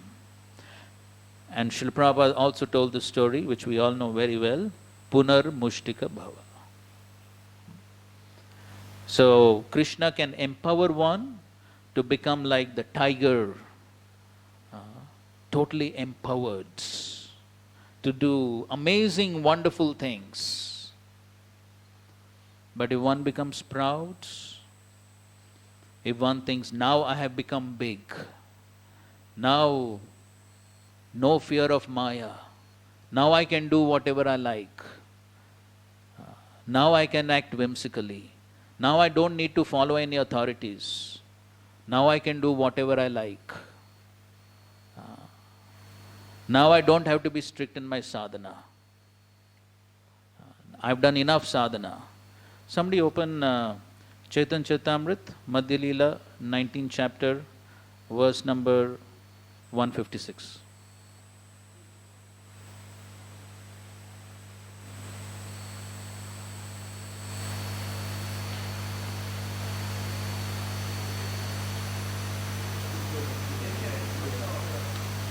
Show me, somebody. Sure.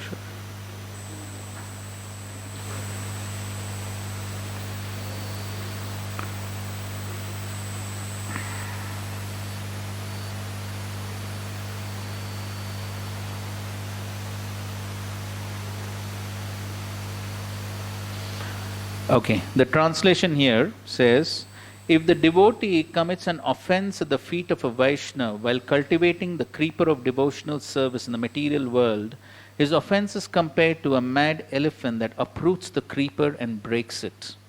In this way, the leaves of the creeper are dried up. Purport. One's devotional attitude increases in the association of a Vaishnava. Tandera charana sevi bhaktasane vas janme janme hoi ei abhilash. By his personal example, Narottam Das Thakur stresses that a devotee must always remember to please his predecessor Acharya. The Goswamis are represented by one's spiritual master.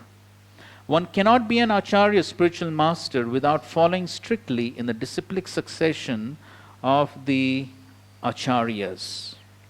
One who is actually serious about advancing in devotional service should desire only to satisfy the previous acharyas.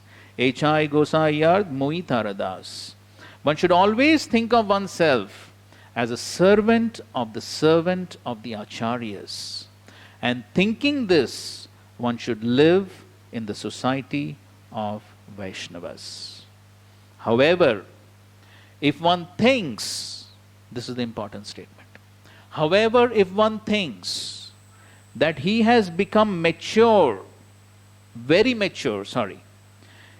has become very mature and can live separate from the association of Vaishnavas and thus gives up all the regulative principles due to offending a Vaishnava, one's position becomes very dangerous. Offenses against the holy name are explained in Adi Leela chapter. Giving up the regulative principles and living according to one's whims is compared to a mad elephant. Note this point. Giving up the regulative principles and living according to one's whims is compared to a mad elephant. This is the result of an offense. But how the mad elephant manifests is this. The mad elephant manifests like this. How? Giving up the regulative principles and living according to one's whims is compared to a mad elephant. And then what happens? Which by force uproots the bhakti lata and breaks it to pieces. In this way, the bhakti lata shrivels up. Such an offense is especially created when one disobeys the instructions of the spiritual master. This is called Guru Avagya.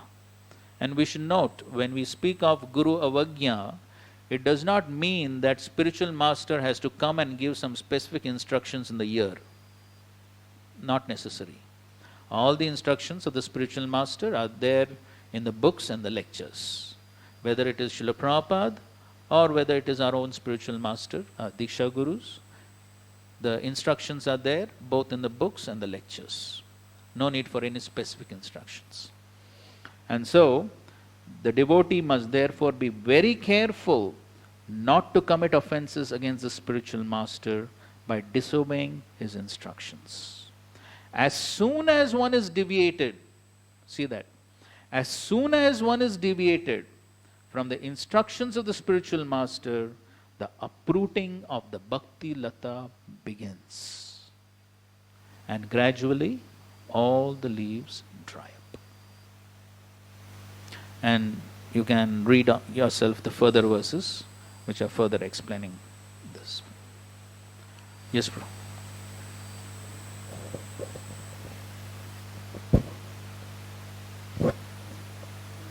We see sometimes that a particular individual, like whatever, in ashram scenario, that we see that what he is getting into is actually quite a dangerous zone, or very dangerous territory.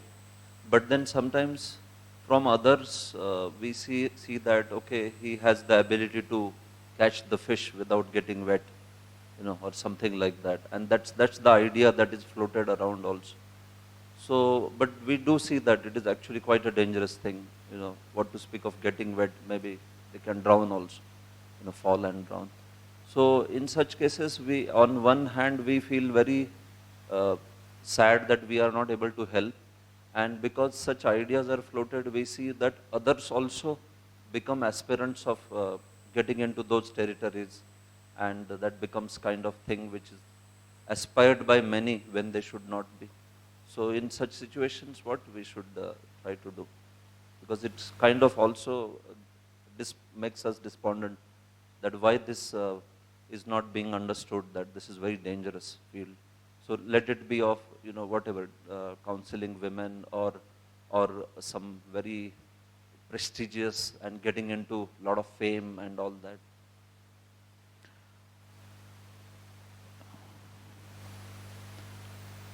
Srila Prabhupada did quote this English saying, one can take a horse to water, but one cannot make it drink. So therefore, good instructions are available for everyone. Ultimately, it is the responsibility of every individual to understand and take it seriously.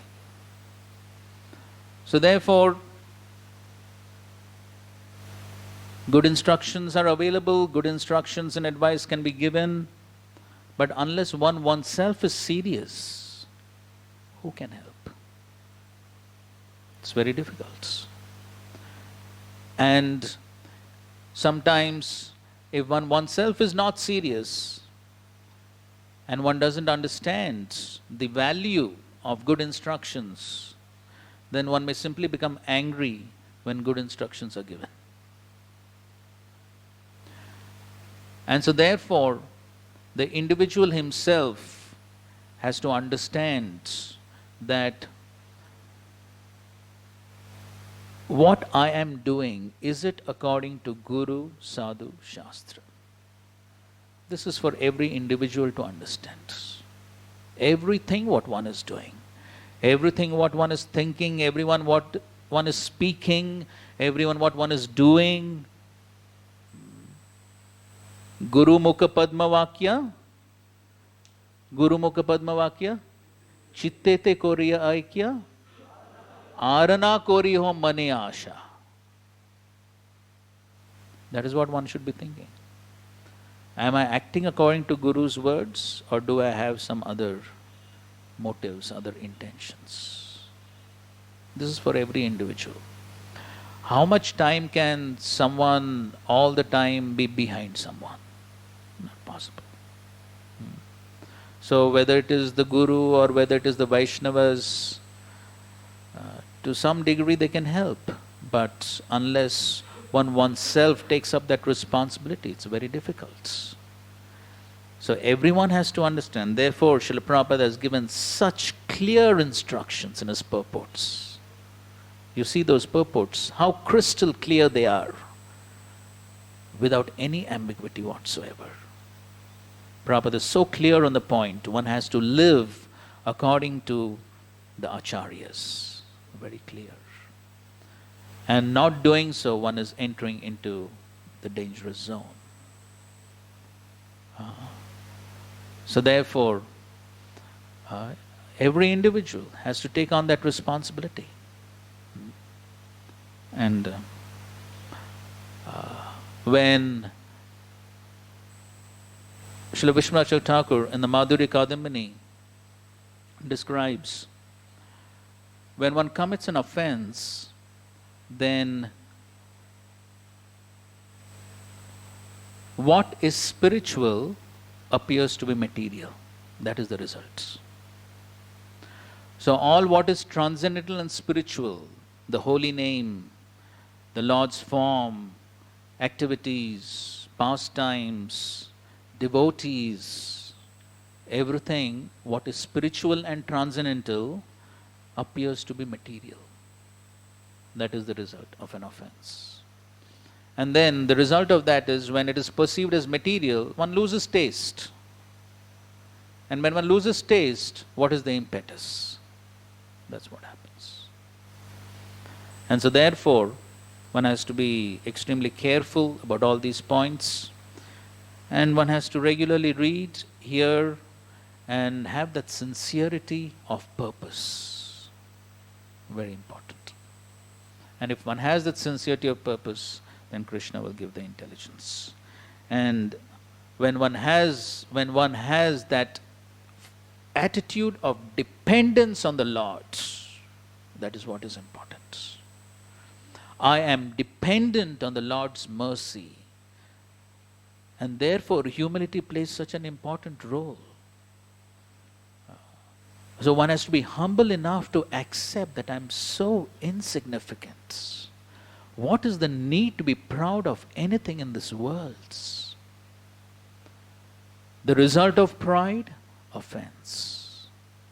The result of pride, I think I can do great things. It's I who do it and show the world. That's pride. And when there's pride, Krishna doesn't tolerate pride in the heart of a devotee. And so therefore the bottom line of spiritual life, which is emphasized again and again, is humility. Because this is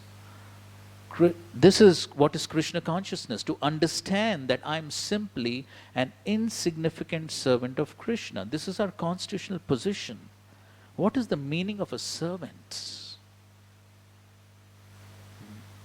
So once one understands this, I'm servant, what is there to be proud of? And when one becomes proud, then so many problems are consequences of that. And as a consequence of that, then so many things happen. And one thing which we have seen really happens is one loses gratitude. One loses gratitude towards the Lord, towards the devotees. The very devotees who actually brought us to Krishna consciousness, one may lose gratitude for them. And then so many problems. Krishna doesn't tolerate. So therefore, all these are very important points. So when we understand that yes, I'm simply an insignificant servant, then that attracts Krishna's mercy. And then Krishna helps. Without that Krishna's help, fighting against these anarthas is not something within our reach. And that's what Prabhupada writes here. To become restless in the contact of women and wealth is not an astonishment, because every living being is associated with such things from remote time, practically immemorial. And it takes time to recover from this foreign nature. It is foreign. It's not the nature of the soul. We think Krishna consciousness is foreign. That's what everybody thinks. We think this is something new. This is something which we have to learn. No. But what is foreign is material life. Therefore, the simple example of the fish in water. What's natural for the fish is to be in water. What's natural for the soul is to be a servant of Krishna. That's what is natural. Material life is unnatural. That is foreign. But since time immemorial, we have opposite ideas. But if one is engaged in hearing the glories of the Lord, gradually he realizes his real position. And what is that real position? I am simply a servant. By the grace of God, you see how Prabhupada again and again he repeats the point. By the grace of God. Such a devotee, which devotee? Who realizes that I am simply a servant. Such a devotee gets sufficient strength to defend himself from the state of disturbances, and gradually all disturbing elements are eliminated from his mind. But it all happens by the grace of God. And so whatever it takes to attract that grace is what we have to do. And that's what we have to learn. Okay, fine. So this is basically bhajan kriya and anartha, and then anartha nivritti. In according to Vishwanath Thakur, the 17th verse is basically bhajaneshu spriha, that is eagerness to worship the Lord, hear about the Lord. And then the next stage that follows is Nashta prayesha bhadreshu nityam bhagavata sevaya bhagavatyuttama shloke bhaktir bhavati naishtaki. Translation, please. By regular attendance in the classes of the Bhagavatam and by rendering of service to the pure devotee, all that is troublesome to the heart is almost completely destroyed, and loving service unto personality of Godhead, who is praised with transcendental songs, is established as an irrevocable fact. Okay, so important point here in the second paragraph, in the first paragraph itself, Prabhupada writes two types of Bhagavatas, book Bhagavat and the devotee Bhagavat. Now this is a very important paragraph. Both the Bhagavatas are competent remedies, and both of them or either of them can be good enough to eliminate the obstacles. A devotee Bhagavat is as good as the book Bhagavat, because the devotee Bhagavat leads his life in terms of the book Bhagavat, and the book Bhagavat is full of information about the personality of Godhead and his pure devotees who are also Bhagavatas. Bhagavata book and person are identical. So therefore, whether we're reading Bhagavatam or we are reading about his pure Mahabhagavat devotees, the Acharyas, it's identical. There's no difference. That is equally important, in fact sometimes more important, to understand in a practical way how to practice devotional service. The devotee Bhagavat is a direct representative of Bhagavan, the personality of Godhead. So by pleasing the devotee Bhagavat, one can receive the benefit of the book Bhagavat. And the next line is very important. Human reason fails to understand. Human reason fails to understand. It's not something which can fit within our tiny brains of logic and understanding.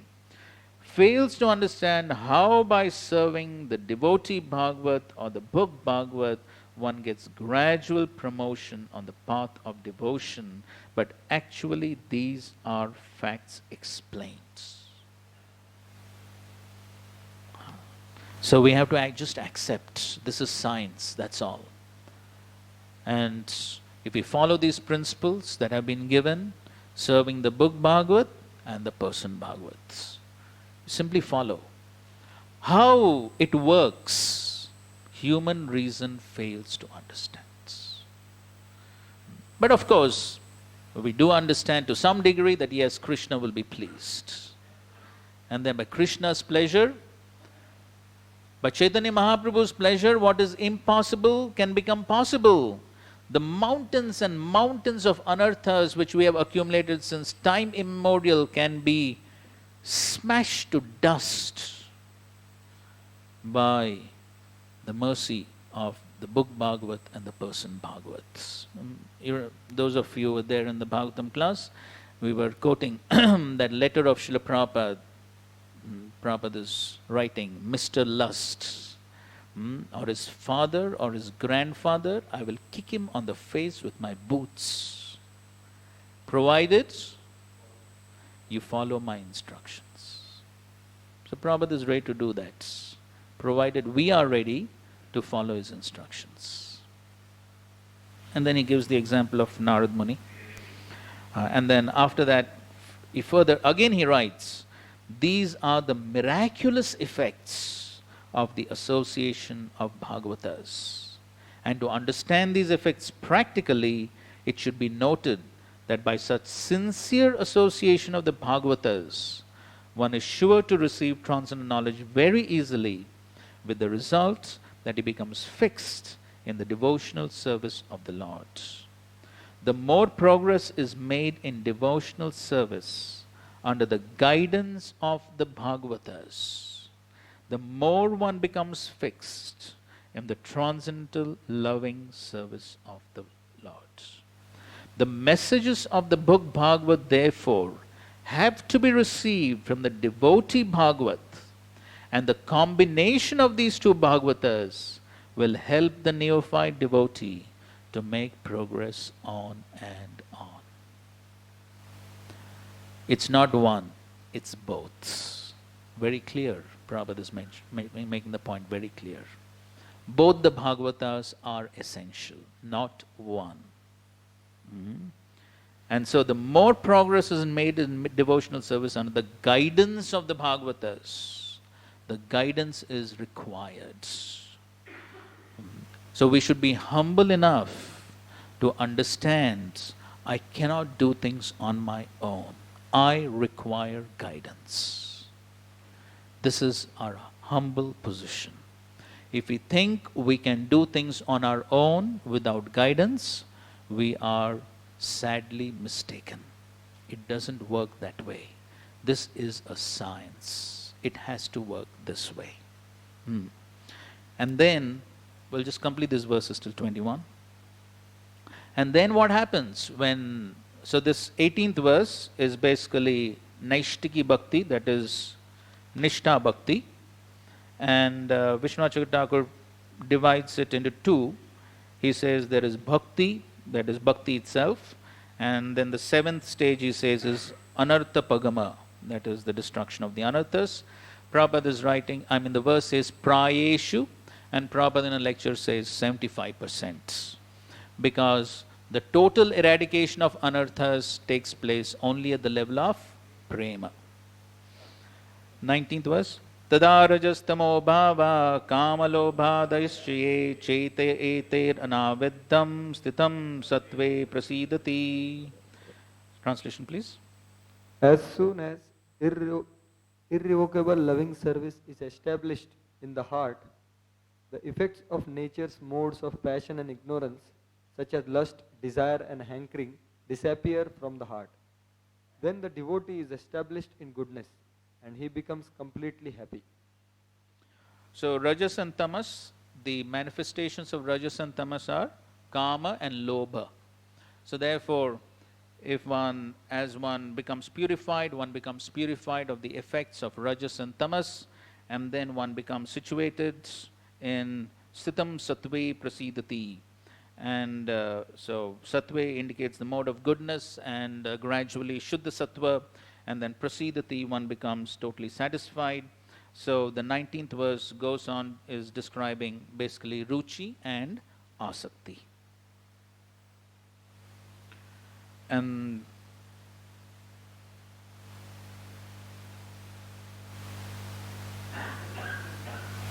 okay. Towards the end of his purport, Prabhupada is writing how a devotee is always qualified with all the good qualities of gods. Okay, 20th verse. Evam prasanna manaso bhagavad bhakti yogatah bhagavad tattva vijnanam mukta sangasya jayate. Translation please. Thus established in the mode of unalloyed goodness, the man whose mind has been enlivened by contact with the devotional service to the Lord gains positive scientific knowledge of the personality of Godhead in the stage of liberation from all material association. Okay, so basically this is describing bhava and prema. So Vishwanath Thakur says, Evam prasanna manaso bhagavad bhakti yoga. The prasanna manaso he indicates is bhava and Bhagavad Bhakti Yogata indicates prema. Along with that, there is Tattva Vijnanam. So there is a Vijnanam, there's a realization of the Lord's sweetness. So that also is indicated under prema. And of course, he says that even darshanam is also included within this verse. Mukta sangasya jayate. So he becomes free from the influence of the three modes.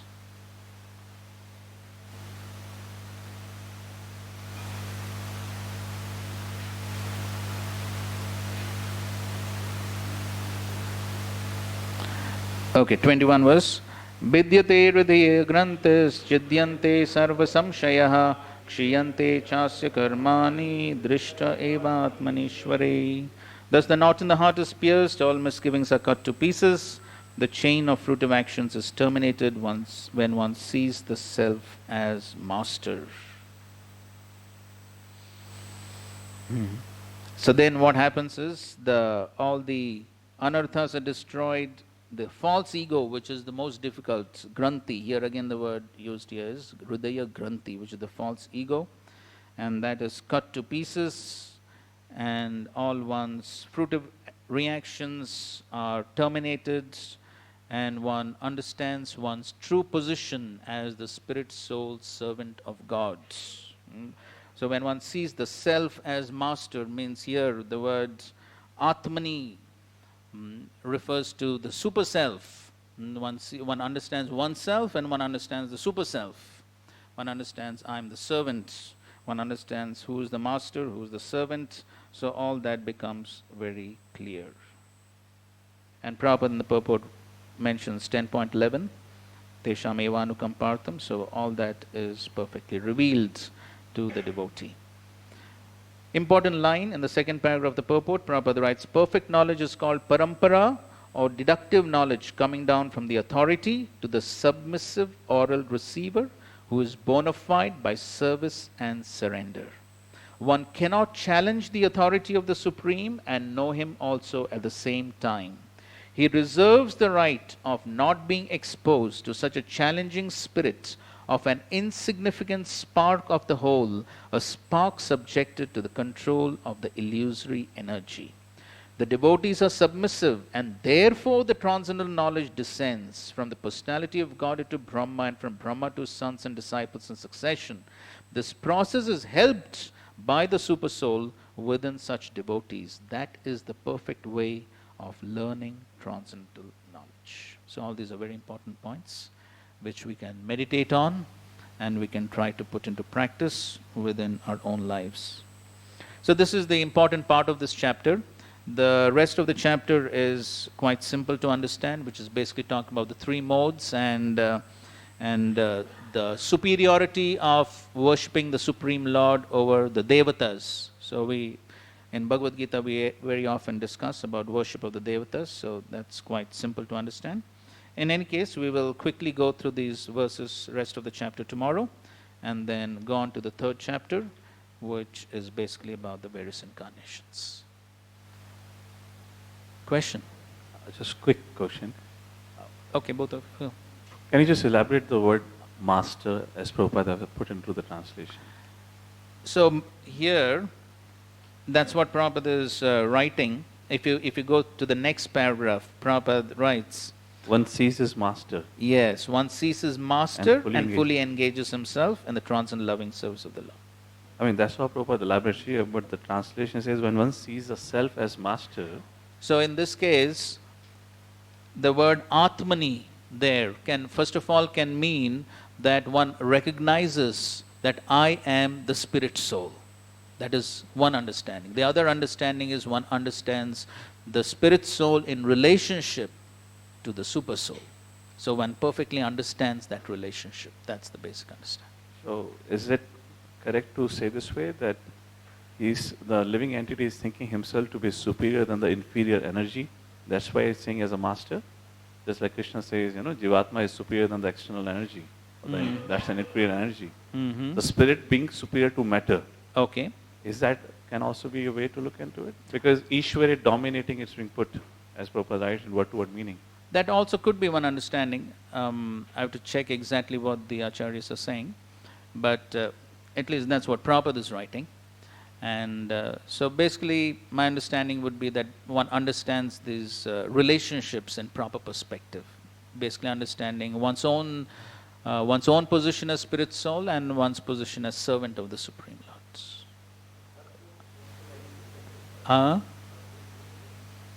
Attaining scientific knowledge of the personality of Godhead means seeing one's own self simultaneously. As far as the identity of the living being as spirit self is concerned, there are a number of speculation misgivings. So, yes, so basically, but the transcendentalist affirms that soul and super soul are two different identities, qualitative one, but quantitative different. So basically, that same proper understanding of soul and super. Okay, Just one last question. Can I, not question, just can I read 4-5 lines of purport of Srila Prabhupada? Where, which about verse? what you referred, like this is 5:18:4, Vadanti Vishwam. Can I read? Okay, go. 4-5 lines. Go ahead, go ahead. It is about inattention, which you were mentioning. A liberated soul is a person who has sufficient knowledge of this material world and is therefore unattached to bodily conception of life. But because of association with three modes of material nature for a very long time, even liberated souls sometimes become captivated by illusory energy due to inattentiveness in the transcendental position. Therefore, Lord Krishna says in Bhagavad Gita, Mameva ye prapadyante maya metam tarandite. Therefore, no one should think himself as a liberated person immune to the influence of Maya. Everyone should very cautiously execute devotional service by rigidly following regulative principles. Thus, he will remain fixed at the lotus feet of the Lord. Otherwise, a little inattention will create havoc. So, this is the verse, Bharat Maharaj, right? 5:18:4. This is Bharat Maharaj section? No, Bharat Maharaj, just ahead of that, where Devatas are praying, Vadanti Vishwam Kavayasmanashwaram. Okay. So, same thing what you are saying. Thank you. Thank you very much. Srila Prabhupada ki jai, Grantaraj Srimad Bhagavatam ki jai. Prabhuji, actually in Shastric forum there was a discussion about this verse. And when one sees the self as the master, so although that thing is still going on, we have to confirm, but there the self has to be with capital S. That's the idea that is coming. Instead of the small self, it has to be with the capital self, because it is Atmani Ishvare Drishte. In the heart he sees the master, which is referring to the Supreme Lord. So it seems that something from editing has gone off there, and if it is a capital S self as the master, yeah, just the small change makes a big difference. It's a big difference. Right. Thank you, bro. Thank you very much. Hare Krishna.